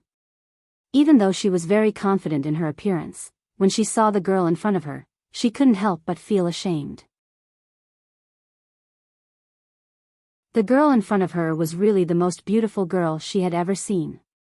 Even as a girl, when she saw her naked body, her heart couldn't help but beat faster. Lil. Her lips moved. She suddenly realized that when she was a little fox in the past, she didn't feel anything when he called her Lil White. But now, when he called her Lil White again, he felt a little weird. She secretly looked at her again and asked, "Xiao Bai, what's your name? We can't keep calling you Xiao Bai in the future, right?" The girl smiled and said, "My surname is Su. Big Sister Lu can just call me Xiao Bai in the future." Lu Hanyan helped her comb her hair and couldn't help but say, "Xiao Bai is really beautiful." Xiao Bai said shyly, "Big Sister Lu is the beautiful one." Li Mu stood at the door and said, "You guys stay at home. I'm leaving." Even though Xiao Bai's transformation was a happy event, Li Mu was going to Yang County today. He couldn't let Constable Zhao and the others wait for him. Lu Hanyan put down the comb and said, "Xiao Bai, sit for a while and stay at home. I'll send him out." Xiao Bai nodded obediently. Li Mu walked into the courtyard and said, "It's only a few steps from here to the yamen. You don't have to send me off." Lu Hanyan walked over and helped him tidy up his collar. She asked, "Xiao Bai has transformed. Are you very happy?" Li Mu said with lingering fear, "What's there to be happy about? I was almost scared to death by her, and also by you." Lu Hanyan said bitterly, "She was born so beautiful and wholeheartedly wanted to repay your kindness by giving herself to you." Li Mu glanced at her and said, "Aren't you beautiful? Have some confidence in yourself." Lu Hanyan lowered her head and said, "I know I'm not as beautiful as Xiao Bai. She's the most beautiful girl I've ever seen." Li Mu stretched out his arms and pulled her into his embrace. He said, "In my eyes, you're the most beautiful. No matter who you compare yourself to, you're always the most beautiful. Don't ever doubt this." Lu Hanyan made a soft sound of acknowledgement. She stood on her tiptoes and kissed him gently on the cheek. She said, "Come back soon. We'll wait for you at home." Li Mu returned her kiss before leaving the house and hurrying towards the yamen. Xiao Bai's sudden transformation had caught him off guard and almost caused Lu Hanyan to misunderstand. Fortunately, it was more daunting than dangerous and he managed to get through it safely. The only pity was that after Xiao Bai transformed, he couldn't always hold her in his arms and play with her like a cat. Not long after Li Mu left, Wan came running in with a lunchbox in her hand. The lunchbox contained the breakfast she had bought. When she saw the unfamiliar girl in the courtyard, she was stunned and asked in confusion, "Miss, who are you looking for?" Li Mu arrived late at the yamen's entrance. When he saw Constable Zhao and the others standing at the yamen's entrance, he hurriedly said, "Sorry, I was delayed by some matters." The constables behind Constable Zhao looked at Li Mu with envy. Constable Zhao pointed at Li Mu's face and shook his head. He said, "I really envy you young people." Li Mu realized something and reached out to wipe the lipstick mark on his face. He said awkwardly, "It's getting late. Let's get going." Other than Li Mu, Constable Zhao had brought 4 other people with him to Yang County. One of them was the determined young man named Lin Yu who had passed the 3 tests with Li Mu and Li Si that day. The other 3 were old men from the yamen. With the speed of a spirit-condensing realm cultivator using a spirit-traveling talisman, it would take more than 4 hours to travel from Yang County to the county capital. Everyone had to rest along the way. By the time they reached Yang County, it was already past noon. After reaching Yang County, they didn't go to the yamen. Instead, they went directly to the village where the plague had spread. Cultivators who had refined the 7 spirits were immune to all diseases and evils. Although it was an exaggeration, they were immune to more than 99% of the diseases of mortals. The 6 of them arrived at the village entrance and knocked on a villager's door. Just as they were about to ask about the situation in the village, the villager suddenly fell to the ground unconscious. One of the constables touched his forehead and exclaimed, "It's so hot." Constable Zhao said, "Help him in first." The 2 of them helped the villager into the house. Constable Zhao asked the villager's wife to get a bowl of water and turned a piece of fulu into talisman water. He pinched the villager's mouth and poured the talisman water into his stomach. The villager's complexion improved after the talisman water entered his stomach, but he still didn't wake up. Constable Zhao frowned and said, "How can it be useless?" Li Mu walked forward and said, "Let me try." Although fulu often had mysterious powers, it wasn't omnipotent. Disease-dispelling talismans could cure common diseases such as headaches and fever, colds and diarrhea. However, there were many diseases that couldn't be cured. His hand glowed with a golden light. Under the astonished gazes of Constable Zhao and the others, the golden light was transferred into the villager's body. The villager's pale face gradually turned rosy, and his breathing calmed down. One of the constables touched his forehead again and exclaimed, "It's not hot anymore." Li Mu heaved a sigh of relief. Although the Heart Sutra couldn't directly increase his strength, it was very useful in treating illnesses and saving people. Constable Zhao looked at the villager and muttered, "What kind of plague is it that even the disease-dispelling talisman doesn't work?" The young man named Lin Yu suddenly stretched out his hand and looked at the villager's eyelids and tongue. Finally, he leaned on the villager's chest and listened. His expression gradually became serious and he said, "It's the plague."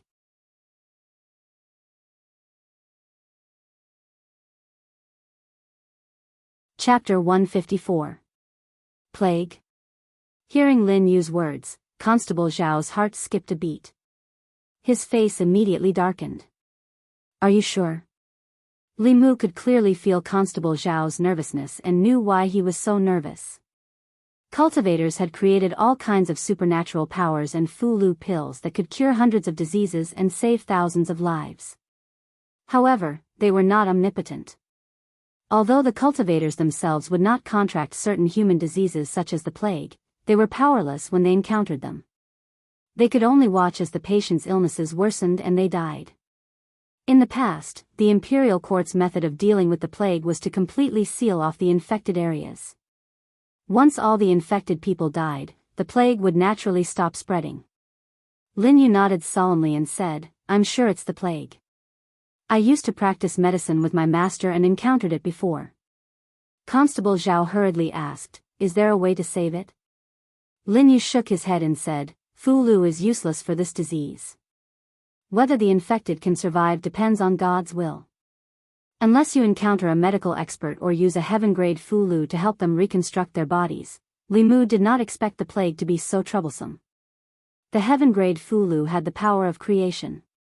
When Wu Bo's heart was crushed by senior brother Qin, he could also regenerate his body.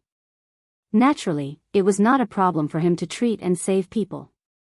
The problem was that it was unrealistic to have a heaven-grade Fu Lu for each of the infected people in Yang County. It was impossible to even get one, let alone one. Since the rise of Buddhism, schools of cultivation such as medicine, painting, and music gradually declined. Now, even preserving their orthodoxy was a problem. It was not easy to encounter a plague. Constable Zhao looked at Li Mu and asked nervously, "Can you save them?" Li Mu had full confidence in the Buddhist light of the Heart Sutra. He said, "I'll try my best. The plan now is to isolate the villages where the epidemic happened as soon as possible. No one is allowed to enter or leave. Then, gather the sick people together and try to prevent more people from being infected." Lin Yu nodded repeatedly and said, "Big brotherly, you're right. Apart from that, we must exterminate the rats as soon as possible to prevent the plague from spreading further." Constable Zhao first ordered a bailiff to return to the county yamen to report the situation. Then, he asked someone to find the village chief and block the roads at the entrance and end of the village, forbidding anyone from entering or leaving. Then, he began to investigate the epidemic situation in the village. The other two constables took on the responsibility of exterminating the rats. Lin Yu asked them to dig a big pit in the village. Then, they filled the pit with water and poured an unknown powder into it. After the powder was mixed in, it emitted a faint fragrance. Soon, the crowd heard the sound of footsteps. Gray or black rats appeared from all corners of the village and jumped into the puddles one after another. After jumping into the puddle, they did not struggle and floated quietly on the surface of the water. After a while, the puddle was full of floating rats, and there were no more rats around. One of the bailiffs threw out a Fu Lu, and the puddle was set ablaze. All the rat corpses were incinerated. In order to completely eradicate the plague, they had to cut off the source of the plague. After a few people investigated, they found that the infection in the village was not serious. Only 10 villagers were infected. Constable Zhao gathered the 10 people together. Lin Yu went out once and found some herbs. He boiled them into a pot and distributed the decoction to the villagers who were not infected. Li Mu did not stay idle either. After the 10 people were cleansed by his light of Buddha, their symptoms gradually disappeared. Li Mu obtained a lot of merit from them, but he also used up a lot of his mana. This made him envious of Buddhism, Taoism, and the imperial family. If he wanted to obtain merit or psychokinesis, he had to do it himself. He used up his mana to treat the sick and heal the wounded. They only had to build a Taoist palace, a temple, a national temple, and erect a few statues or stone tablets to obtain the psychokinesis and merit from the people. In the Great Zhou, only Buddhism, Taoism, and the imperial court had such special privileges. If other people or forces dared to build temples privately, accept the worship of the people, and absorb the merit and psychokinesis, they would be destroyed as heretical cultivation. Therefore, he could only envy them in his heart. After treating these people, Li Mu sat on the side to rest. Perhaps they had discovered it early, but no one in this village had died of the disease. In order not to delay, they had to go to the next village in 15 minutes. Lin Yu took advantage of the free time to come over and asked, "Brotherly, are you a dual cultivator of Buddhism and Taoism?" Li Mu also just found out that this young man was a descendant of the school of medicine. He nodded at him and did not deny it. Lin Yu chatted with Li Mu for a while, mainly out of curiosity about his light of Buddha. After asking Li Mu a few questions, he stopped talking and sat quietly in the corner. He took out a cloth bag from his sleeve. When he opened the cloth bag, Li Mu saw that there were dozens of silver needles of different lengths and thicknesses in the bag. Lin Yu took out a silver needle and inserted his mana into it.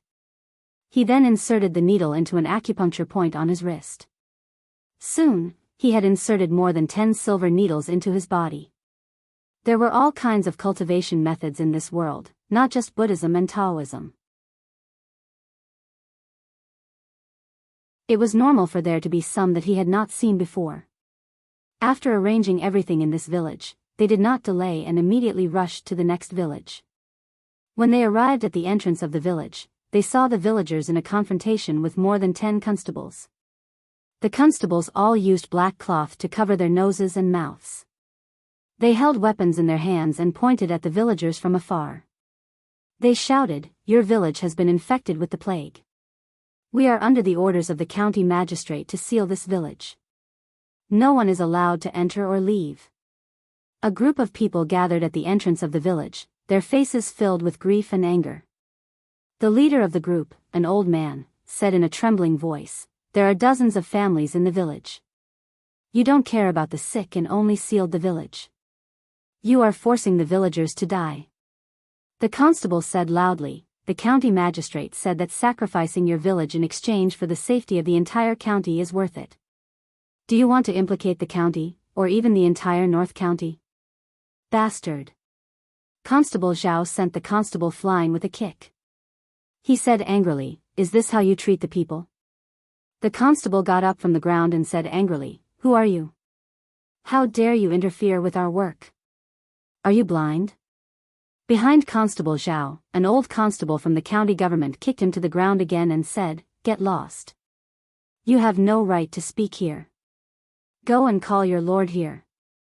The constable was about to curse again, but when he saw their clothes, he quickly swallowed the curse words that were about to come out of his mouth.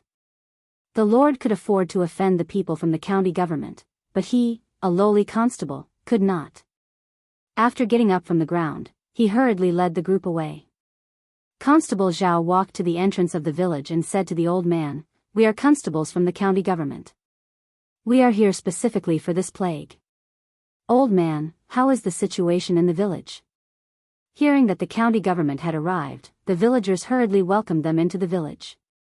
When they were in the previous village, they had already discussed a series of procedures to control the epidemic. First of all, in order to prevent the epidemic from spreading, the village had to be sealed. However, the infected people could not be ignored. They had to be quarantined and treated those who were already infected. They also had to prevent new infected people from appearing. The division of labor was clear. Lin Yu and the others were in charge of exterminating the rats, while Li Mu was in charge of saving people. Fortunately, no one had died in this village so far. This should be great news. According to Lin Yu, the plague was just a general term for the plague spread by rats. There were more than 10 types of the plague that had been discovered. Each type had a different fatality rate, different harm to the human body, and different medicines were used to treat it. For this type of plague, none of the infected people had died. This meant that its harm was not that great. At least, the patients would not die in a short period of time. This gave them enough time to treat them. Li Mu had just saved 10 people. He had used up some of his mana and had not fully recovered yet. There were more infected people in this village, a total of 26. Li Mu saved another 10 people and felt that his mana was overdrawn.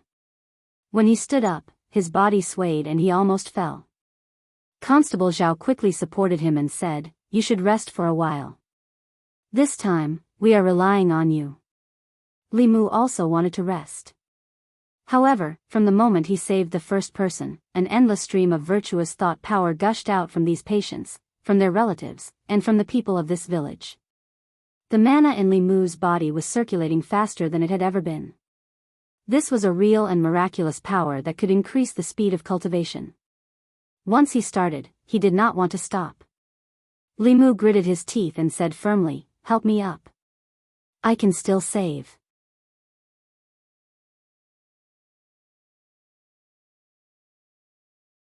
Chapter 155. Li Mu forced himself to save a few more people. Finally, he could not squeeze out a single drop of mana. Constable Zhao helped him sit down and handed him a piece of spiritual jade. The rest of the patients have mild symptoms. Their lives will not be in danger for the time being. You should recover your mana first. It won't be too late to save them later. Li Mu held the spiritual jade in his hand and meditated. At the same time, he was observing the psyche power in his body. This power was not like soul power and charisma, which could be refined directly by him. Instead, it was hidden in his body. After he rested for a while, a group of people walked in from outside the village. The village had been completely sealed off. An old official from the county government stood at the entrance of the village and said sternly, "Halt."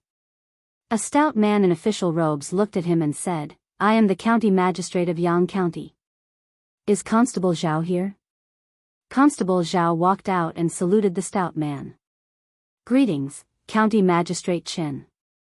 County Magistrate Chen smiled and said, "There is no need to trouble Constable Zhao to come here personally for such a small matter." Constable Zhao said coldly, "If I didn't come here personally, County Magistrate Chen would have sealed off all the people in the village, wouldn't he?" County Magistrate Chen shook his head and said, "No one wanted such a thing to happen. Once the plague spreads, it will cause an even greater disaster. As a county magistrate, 100 or so lives are nothing compared to 1,000 or 10,000 lives. I have to look at the big picture. I believe that even the imperial court can understand my actions." Constable Zhao did not say much. Strictly speaking, County Magistrate Chen did not do anything wrong in this matter. However, as long as the local magistrate still had a conscience, he would not treat the lives of 100 or so people under his jurisdiction as a cold number. In his eyes, there was probably only political achievement. Constable Zhao said calmly, "The epidemic in this village has been controlled. There is still a way to save the plague. The county government will deal with the epidemic in Yang County. You don't have to worry about it anymore." County Magistrate Chen smiled and said, "That would be for the best. If Constable Zhao needs any help, just let me know." With that, he left with the group of Yamen runners. The villagers knelt on the ground and kowtowed a few times to Li Mu and the others. The village chief breathed a sigh of relief and said, "Thank you for saving our lives. Otherwise, the county magistrate would really let all of us die." Li Mu recovered his magic power and continued to save people. In the process of saving people, he learned that the county magistrate of Yang County did not have a good reputation in the county. The citizens were quite critical of him. Arrestor Zhao sighed and said, "It's really hard for the people of Yang County to have such a parental official." Li Mu had just heard that County Magistrate Chen was inactive and lazy in his administration. He had his ways of exploiting the people and had even disregarded human lives. As he used Buddha's light to save people, he asked, "Isn't County Governor going to do anything about it?" "I can't do anything about it." Arrestor Zhao shook his head and said, "He has people in the imperial court. County Governor has also reported this to the imperial court several times, but it was suppressed." Li Mu could understand this point. The position of county magistrate was not high, but it was not low either. At the very least, the chief official of a county did not have the power to appoint or dismiss a county magistrate. Only the imperial court had this power. Even if it was just a small county magistrate, as long as he had people in the upper echelons, even the county governor could not easily touch him. After saving the last person, Arrestor Zhao said to Li Mu, "You rest here first. I'll go to the village ahead with them to take a look." Li Mu said, "It's okay, I can still do it." Although he wanted to rest, saving people was more important. The village ahead was the source of the plague. The epidemic was even more serious and patients could die at any time. Compared to human lives, his tiredness was nothing. Arrestor Zhao tried to persuade Li Mu, but seeing that he insisted, he did not try to persuade him anymore. The few of them arranged everything and left the village. As for the situation of the few villages ahead, they had already made some preparations in their hearts. However, when they arrived at the next village a few miles away, the scene in front of them was beyond everyone's expectations. The village did not have the tension and panic of a plague. At the entrance of the village, there was a large pot with black medicinal concoction boiling in it. The villagers of this village were lined up in an orderly manner and each person scooped a bowl of medicinal concoction from the pot. Arrestor Zhao walked to the side of a villager and asked, "How is the plague in the village?" That person revealed a smile and said, "Originally, more than half of the people were sick and everyone thought that the village was finished. Fortunately, a godly doctor came and said that it was the plague. He gave us a wonderful prescription and we followed the prescription to get the medicine. That's how everyone was cured." Lin Yu thought for a moment and asked curiously, "Can I take a look at this prescription?" The villager looked troubled. He thought for a moment and said, "This, I'll have to ask the godly doctor." He strode away and quickly came back. He said embarrassedly, "The godly doctor said that this prescription is only for this type of plague. If there's no cure for the disease, the antidote will become poison. Once it's spread out and used by quacks, it will lead to a disaster." Lin Yu looked apologetic and said, "I'm sorry for being rude." He walked to the large pot at the entrance of the village and looked at it. Then, he lined up and scooped a bowl of soup. After tasting it, he walked to Li Mu and the others and said doubtfully, "That's strange. These are the most basic and common soups for clearing heat and detoxifying. How can they be useful for the plague?" Arrestor Zhao smiled and said, "There are so many prescriptions in the world. How can you know all of them? It doesn't matter if it's common or uncommon. As long as it can cure the plague, it's a good medicine." He leaned against a tree at the entrance of the village and let out a long sigh. He said, "It's good that everything's fine." "It's good that everything's fine," Li Mu had already asked around. Because of the godly doctor's appearance, the infected villagers in the previous few villages had all been cured. No one had died. The godly doctor's timely appearance had allowed him to complete his task ahead of time. He might even be able to return to the county capital today. It was a pity that if Li Mu had personally saved the patients in these few villages, the amount of virtuous thought power he could obtain would be incomparably huge. Li Mu leaned against a big tree at the entrance of the village to rest. Suddenly, he felt a familiar energy fluctuation. It was the fluctuation of virtuous thought power. He silently chanted the clear heart mantra and felt this energy from all the villagers. However, this virtuous thought power did not belong to him, so Li Mu could not absorb it. It was produced from the villagers' bodies and surged towards a certain place. Li Mu looked over and saw a middle-aged man in a gray robe walking out of the village, surrounded by a crowd. A few of the villagers asked, "Godly doctor, are you leaving?" The middle-aged man nodded and said, "The plague here has been resolved. It's a matter of life and death. I still have to go to other villages to prevent more people from suffering." The villager walked over and held a cloth bag. He said, "The Zhou family village has no way to repay the godly doctor's kindness for saving our lives. We have gathered some money to express our sincerity. Please accept it." The middle-aged man shook his head and smiled. He said, "A doctor has a benevolent heart.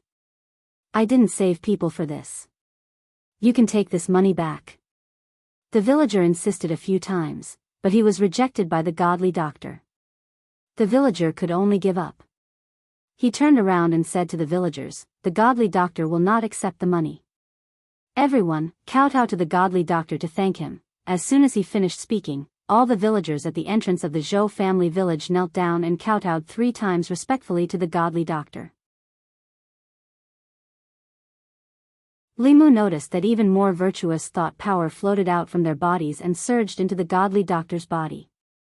He was a little envious of this scene, but not jealous. He saved the dying and healed the injured for free. This godly doctor had a benevolent heart and deserved their kowtow. This godly doctor had a noble character. He gave Li Mu the feeling that he was a cultivator. Li Mu habitually used his heavenly eye to observe for a while, and then couldn't help but be stunned. The godly doctor's body was surrounded by a demonic aura. He was actually a demon. However, the demonic aura on his body was clear and pure without any impurities. He walked the path of righteous cultivation. In the eyes of the people, demons were strange creatures that harmed people. However, many demons were very pure and kind. They worshipped Buddhism and were kinder than humans. Instead, it was the human heart that made people more fearful. This godly doctor's cultivation was clearly much stronger than Li Mu's. He was at least a 4th-level demon cultivator. Li Mu could see his demonic aura, but he couldn't see through his true body. He was curious. He held Bai in his hand and secretly communicated with Madame Chu. She passed a portion of her dermic powers to Li Mu through the scabbard. After a while, Li Mu felt that his body was filled with dermic powers. He used his heavenly eye again and looked at the godly doctor. In front of the Zhou family village's people, stood a monster in gray clothes. The demon had the body of a human and the head of a rat.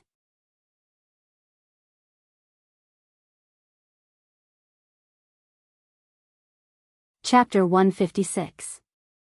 The miracle-working doctor who saved lives and healed the wounded was a monster. This was not something that would make Li Mu feel strange. He did not have any prejudice against demons and ghosts. Whether it was Xiao Bai, the little snake, or the bull spirit and tiger spirit that Li Mu met, they were all demons, but they did not do anything to harm people. However, the miracle doctor who had cured the plague was a rat demon. This was a little thought-provoking. The miracle doctor had already walked far away when Lin Yu suddenly said, "I think there's something wrong with this miracle doctor." Constable Zhao was stunned and asked, "What's the problem?" Lin Yu looked at the big pot and said, "I saw the herbs in the pot. They are all heat-clearing and detoxifying herbs. If these herbs could cure the plague, there wouldn't have been so many deaths in the past." Constable Zhao was surprised and said, "You mean, these people were not cured?" Lin Yu shook his head and said, "I've seen these people. They have indeed recovered, but it was not because of this pot of herbs. It was because of other reasons. No matter what, that miracle doctor is definitely not as simple as he looks." Li Mu thought for a while and said, "I also think that we should observe more. Even if there's nothing wrong with that miracle doctor, if the plague recurs, we might have to do it again." "That's true." Constable Zhao nodded and said, "Everyone has worked hard today, especially Li Mu. Let's go to the county first and wait for a few days." When they arrived at the county, Constable Zhao found an inn and prepared a few rooms for them. Everyone, including Constable Zhao, shared a room in pairs. Li Mu had a room to himself so that he could have a good rest. If the plague recurred, they still needed him to treat and save people. Tai Wei Xian Palace, Yu Huang Shiqing, inner refinement of the 3 souls, fetal light tranquility. At night, Li Mu sat cross-legged on the bed and recited the soul condensation spell. Today was the 3rd night of the lunar month. It was the best time to condense the soul. Just after midnight, Li Mu opened his eyes and a shadow floated out of his body. With a thought, the shadow floated back into his body. Before tonight, his Fa Li was comparable to a soul condensation cultivator, but it wasn't until just now that he refined the soul of fetal light, making it more condensed and able to freely enter and leave his body. As for the magic power in his body, after refining the first soul, it also increased by a level. With the massive increase in his magic power, he felt that he could attempt to cast the 3rd mantra. Li Mu made a gesture with one hand and silently chanted the fighting mantra. Nothing strange happened around him, but Li Mu could acutely feel that his body seemed to have undergone some subtle changes. Li Mu picked up Bai Yi and subconsciously swung his sword. All the sword moves he had learned before suddenly appeared in his mind again. They connected perfectly. Li Mu's body swung his sword uncontrollably. Like moving clouds and flowing water, he connected all the sword moves one by one. At this moment, a thought appeared in Li Mu's mind. Even if he were to fight with Li Qing, he was confident that he could win. Although the power of the fighting mantra was not obvious, it raised Li Mu's battle instincts and awareness to the limit. Li Mu had never heard of any supernatural powers or mantras that could achieve this. He was looking forward to the 6 syllables of the Sanskrit mantra. However, He had long realized that the 9 syllables of the Sanskrit mantra was harder to cast. He might have to wait until he concentrated before he could master the next word. The reason why he could refine the first soul tonight was mostly because of the virtuous willpower he absorbed during the day. This made Li Mu think of the rat demon. For demons, this kind of power was also beneficial to their cultivation. The rat demon's demonic aura was pure. It had never eaten human blood and did not have the slightest bit of resentment on its body. It had also never been tainted by human blood. However, if the rat demon was the one who spread the plague and turned into a divine doctor, directing and acting a good show to absorb the courage of the people, even if it did not cause any deaths, it would have violated the laws of the great show and would not be tolerated by the government. Of course, this was only Li Mu's guess. Whether or not the divine doctor was a problem remained to be seen. Outside, without Lu Hanyan to dual cultivate with, he could not play with Xiao Bai. After a busy day, Li Mu was physically and mentally exhausted. He did not continue to meditate and went to sleep with his clothes on. The next day, the constable that Constable Zhao had sent back to the county yamen to report returned with 2 more people. These 2 people were 2 of the 6 constables in the county yamen. One of them was surnamed Xian and the other was surnamed Sunday. The plague was not a joke. Every time it broke out, countless people would die. The county governor obviously attached great importance to it. 3 of the 6 constables in the county yamen had already arrived. Constable Zhao came down from upstairs and said to the 2, "You came at the right time. The situation in Yang County is a little strange. I suspect that the cause of this plague is not so simple." After a while, Constable Qian frowned and asked, "You mean that someone created this plague?" Constable Zhao nodded and said, "That divine doctor's actions are suspicious and worth paying attention to. Moreover, this plague has already appeared for a few days, but not a single person has died. When have you ever seen a plague outbreak without people dying?" Constable's son stroked the short beard on his chin and said, "If that's the case, then it's a little strange." For the next 2 days, keep a close eye on that divine doctor's whereabouts and see what else he'll do. In the next 2 days, 3 more villages within Yang County's borders were infected with the plague. Although Li Mu and the others had done their best to quarantine the villages and prevent the spread of the plague to the greatest extent, considering that the patients would have an incubation period, it was possible that there were already carriers of the plague in other villages before they arrived. Coincidentally, every time a plague outbreak broke out in a village, the divine doctor would appear. After treating the people in the village, he would move on to the next village. He would travel in a straight line along the official road, and the plague would also break out in a straight line. Along the way, it would break out and be treated by him. If at this time, the people still had not discovered the abnormality, then they would be constables in vain. The outbreak of a plague usually spread in all directions from the place of origin. It was impossible for it to break out in a straight line like this. Moreover, the death rate of the plague was extremely high. In the past few days, more than 10 villages in Yangqiu County had been infected, but not a single person had died. This was even more impossible. Without a doubt, the source of this plague was that divine doctor. He had spread this plague and treated the people along the way. His goal was to absorb merit and willpower from the people to aid his cultivation. Li Mu could not help but sigh. There was always someone better than him, and there was always a demon better than a demon. Using this method of cultivation, not only did he not need to kill people, but he could also gain a good reputation. It was much better than those heretical cultivation methods that only knew how to kill people and extract their souls. Unfortunately, this method was also unorthodox. Constable Zhao said, "It looks like we still have to catch that divine doctor if we want to completely quell this plague." Li Mu originally wanted to remind them that the other party was a 4th realm demon, but after thinking about it carefully, he realized that even Constable Zhao could not tell. If he spoke, not to mention whether the other 2 would believe him or not, it would be difficult for him to explain himself. He thought about it and could only say, "This person can spread the plague without anyone noticing. His cultivation must be quite high. It's best to be careful." Constable Zhao smiled and said, "Don't worry. If the 3 of us work together, we can even fight against divine powers." That person can't be a creation realm cultivator, right? Since Constable Zhao said so, Li Mu had nothing to worry about. 15 minutes later, Constables Zhao, Qian, and Sun, Li Mu, Lin Yu, and another old official who had condensed 3 souls left the inn and went out of the city. Yang County, Su Village. Thank you for saving our lives, Divine Doctor. Take care, Divine Doctor. The plague in Su Village had just been quelled.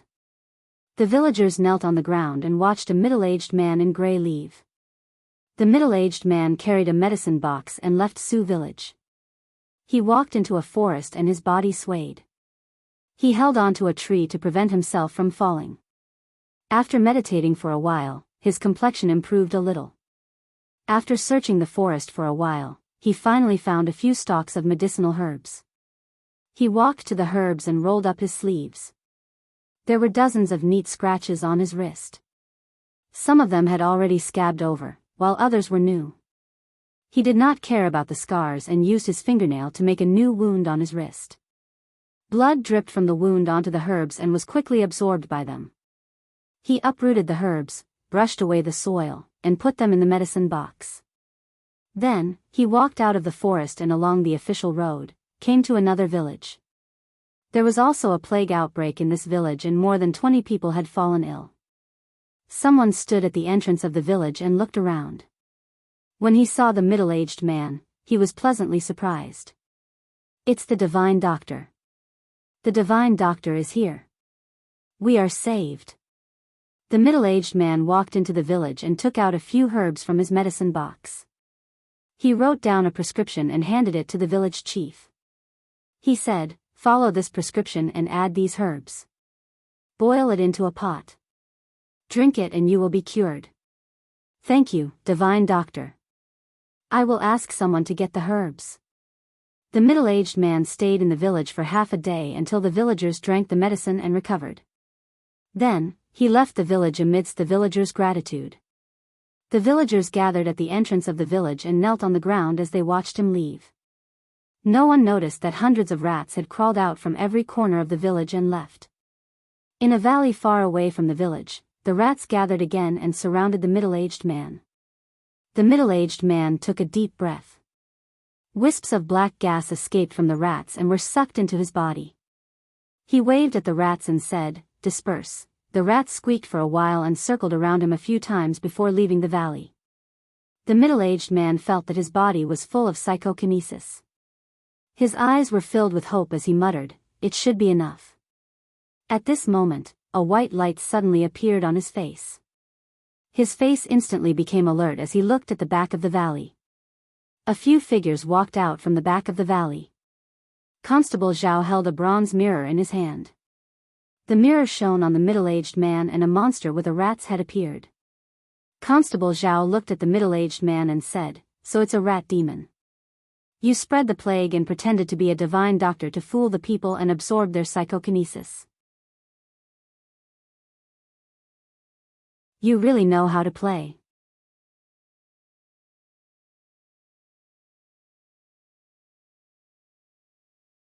Chapter 157. The rats retreated from the village and followed the middle-aged man here. Li Mu and the others, who were hiding in the dark, saw everything clearly. At this point, the truth had been revealed. The plague in Yang County was deliberately spread by this rat demon. He spread the plague and pretended to be a divine doctor. He directed and acted out a good show to deceive the people and absorb their telekinesis for cultivation. The middle-aged man looked at the people who suddenly appeared and his expression changed. He looked at Constable Zhao and tried to explain, "I did these things, but I did not harm a single life. But your actions have disturbed the peace of Yang County," Constable Zhao said. Using this method to steal the people's telekinesis is not allowed by the imperial court. "Come with us to the county yamen." The middle-aged man said, "I will go to the yamen and turn myself in, but not now." As soon as he finished speaking, he quickly fled in a certain direction. However, he only ran a few steps before another figure walked out from behind a tree in front of him. He changed directions, but he was still blocked by someone. The 3 constables, Zhao, Qian, and Sun, surrounded the rat demon in the valley. Li Mu, Lin Yu, and another old official blocked the last exit of the valley, completely sealing off his escape route. The middle-aged man also knew that he could not easily escape today, so he rushed in the direction of Constable Qian. Constable Zhao and Constable Sun hurriedly chased after him. The three of them joined forces and fought the rat demon. Under normal circumstances, 3 assembled spirit cultivators would not be a match for a 4th realm demon in a head-on battle. However, the 3 constables of the county Yamen were not ordinary assembled spirit cultivators. They were different from Wu Bo, who was in the assembled spirit realm, who was cultivated by a sect. They had experienced hundreds of battles and were extremely experienced in battle. With the advantage of their Dharma treasures, they were able to fight the demon to a standstill. Li Mu secretly performed the Dou incantation. In his eyes, the movements of Zhao, Qian, and Sun suddenly slowed down. Moreover, he instantly saw through several flaws in their movements. While he was amazed at the magic of this formula, he also saw some other things. The rat demon's aura seemed to be a little weak, and he did not have the heart to fight. He only defended and did not attack, constantly looking for a way out. If it wasn't for this reason, Constable Zhao and the other 2 might not have been able to fight him to a draw. The bronze mirror in Constable Zhao's hand was a powerful Dharma treasure. Every time the light reflected by the bronze mirror shone on the rat demon, its body would pause for a moment. At that moment, Constable Qian and Constable Sun would take advantage of the situation and attack.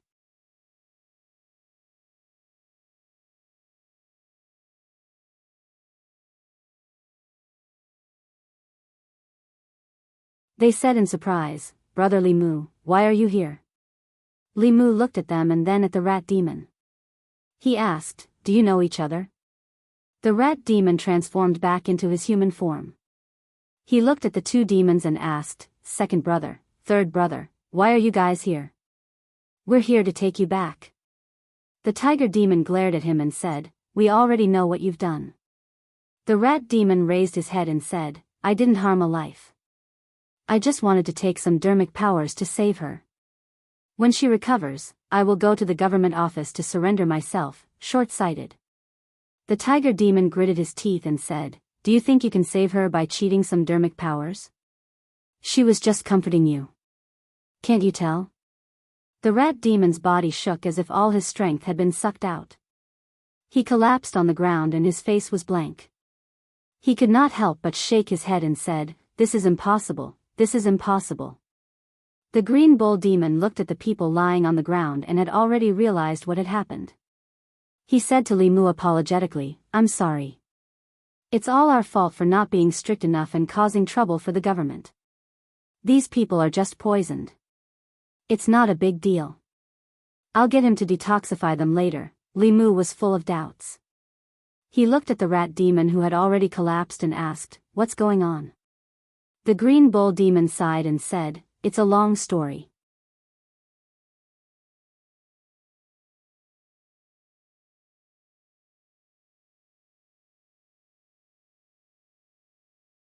Who would have thought that the little snake's father would actually be a 5th realm Yao cultivator? Fortunately, Li Mu hadn't killed her at the time. At the time, he still couldn't bear the wrath of the Yao king. Perhaps the entire Yangqiu county would be implicated because of him. The green bull demon looked at Constable Zhao and the others and said, "This brother of mine did not commit such a mistake intentionally. I hope that you can explain the situation to the commandery officer when you return. Within a month, I will personally take him to the commandery office to plead guilty." Knowing the other party's identity, Constable Zhao nodded and said, "Since that's the case, we'll take our leave today." The tiger demon looked at Li Mu and asked, "Is Brother Li in the county office now?" Li Mu nodded and said, "I just transferred here not long ago." The tiger demon sighed and said, "It's not convenient these days. In a few days, if Brother Li is free, you can come to Tiger Head Mountain for a drink." Constable Zhao bowed to the 3 demons again and said to Li Mu and the others, "Let's go." At this moment, the rat demon, who had been silent since the beginning, suddenly pulled out Bai from Li Mu's hand. He slid the sword across his neck and said with a smile, "Since I can't save her, I'll go down and accompany her." however, his sword did not go down. The green bull demon's hand grasped the blade of the sword and Li Mu's handprint quietly loosened. The tiger demon glared at the rat demon and roared, "What are you doing? Are you crazy?" Constable Zhao sighed and shook his head. "Let's go." Li Mu thought for a moment and said, "You guys go back first. I want to take a look. Maybe his wife can be saved." Constable Zhao thought of the scene when Li Mu saved the patient. He thought for a moment and said, "If you want to go, I'll go with you."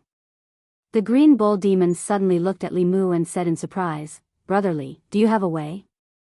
Although Li Mu looked like he was only in the soul-condensing realm, the green bull demon did not forget that he and the tiger demon almost died in his hands in Yangqiu County a few months ago. Li Mu said, "I'll have to see to know." Generally speaking, for demons and ghosts, if their soul or primordial spirit foundation was destroyed, they could only wait for death. However, Li Mu did not have any other skills except for the destruction of his healing foundation. As long as he was not like that old fox who was about to die and relied on his obsession to hold on, even if his life was hanging by a thread, Li Mu would be able to pull her back from the gates of hell. The rat demon grabbed Li Mu's wrist and widened his eyes. "If you can cure her, from now on, my life is yours." Every moment wasted meant an additional moment of risk. Li Mu said, "There's no time to lose. Let's go quickly." The other two constables brought Lin Yu and Li Mu back to the inn first.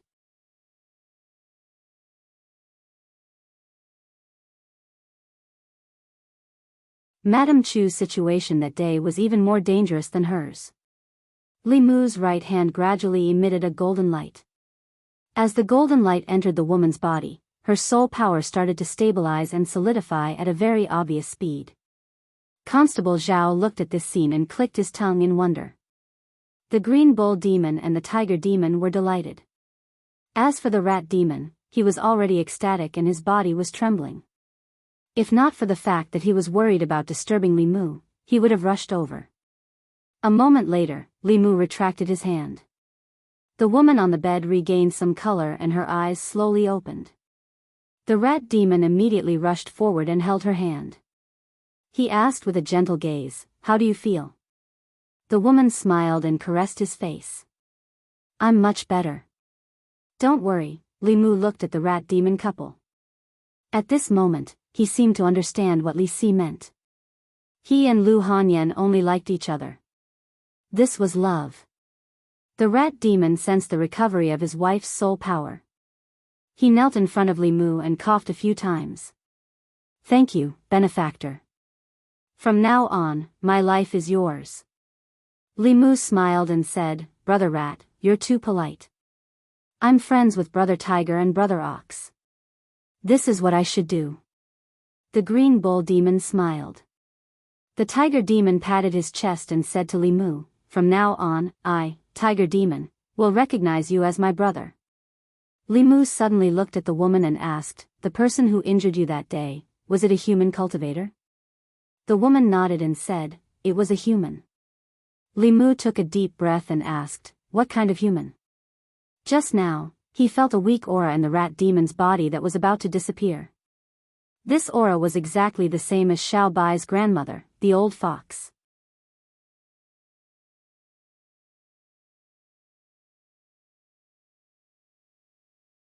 Chapter 159.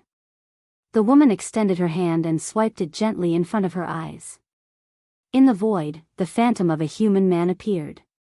Li Mu memorized the appearance of that person. The eyes of the rat demon were filled with hatred. Li Mu did not say anything. He converted all the Buddhist dharmic powers in his body into the Buddhist light of the Heart Sutra and healed the woman's essence spirit completely. The rat demon was only in the form of a transformation. Coupled with the fact that Li Mu's dharmic powers were no longer what they were in the past, the healing effect was much better than when he treated the little snake back then. Li Mu said to the rat demon, "She's fine now. She'll be fine after recuperating in peace for a few months." The rat demon was filled with joy and knelt down once more, saying emotionally, "Thank you, benefactor." Li Mu smiled gently. Although the rat demon had committed a mistake, it was pardonable. Furthermore, he would rather sacrifice his essence, blood and dermic powers than harm a human life. If he did not abide by his bottom line and was a sentimental person, Li Mu would not have helped him. The rat demon's wife was fine now. Li Mu was still concerned about Lu Hanyan and Xiao Bai and bade farewell to the three demons. The rat demon said hurriedly, "Benefactor, why don't you stay here for a few days? Let me do my duty as a host." The tiger demon also hooked his arm around Li Mu's shoulder and said, "That's right, brother Li. I still want to have a few drinks with you." Li Mu smiled. "The yamen is busy and my colleagues are still waiting in the city. If there's a chance next time, I'll definitely come. Since that's the case, brother Li, you can head back first." The green bull demon smiled and said, "It won't be too late to drink when I bring him to the yamen to ask for forgiveness in a few days." The rat demon thought for a moment and suddenly forced out a ball of light from his body. "I have nothing to repay your kindness. Please accept this, benefactor." The ball of light was the psychic power he obtained from the people of a few villages. Li Mu considered for a moment and did not reject it. He accepted the ball of light. Firstly, the power was indeed useful to him. Secondly, by accepting the item, the karma between him and the rat demon could be resolved. If the rat monster clan also had a rule that they had to repay kindness, and if a rat came to him and offered itself to him in the future, Lu Hanyan would be jealous again. Besides, he still had a fox that had just transformed into a human form at home, waiting to repay his kindness. Li Mu accepted the telekinesis, and the two demons personally sent Li Mu out. Li Mu had just walked out of the thatched hut when three figures suddenly descended from the sky not far in front of him. One of them was a white-robed scholar. He was very handsome and had the appearance of a middle-aged man.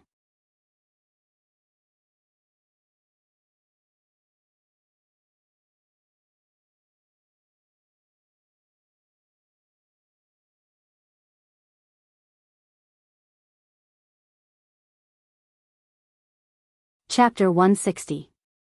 North County, in an endless stretch of mountains.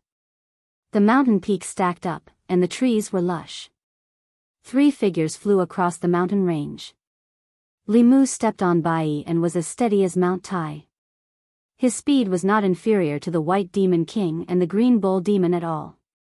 Cultivators had to reach the transcendent realm before they could master the wind manipulation or sword manipulation. Bai had a sword spirit, so he didn't need Li Mu to control him. He could also manipulate the sword with Madame Chu's mana. Strictly speaking, Li Mu's true cultivation was not as good as the sword under his feet. The White Demon King strolled in the air. With every step, he could cross more than 30 meters.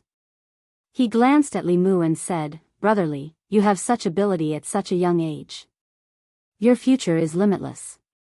Li Mu smiled and asked, "Does the Demon King want me to save someone?" The White Demon King nodded and said, "If Brother Li can save her, I will definitely thank you. Even if you can't, I will prepare a small gift. I won't let you come here for nothing."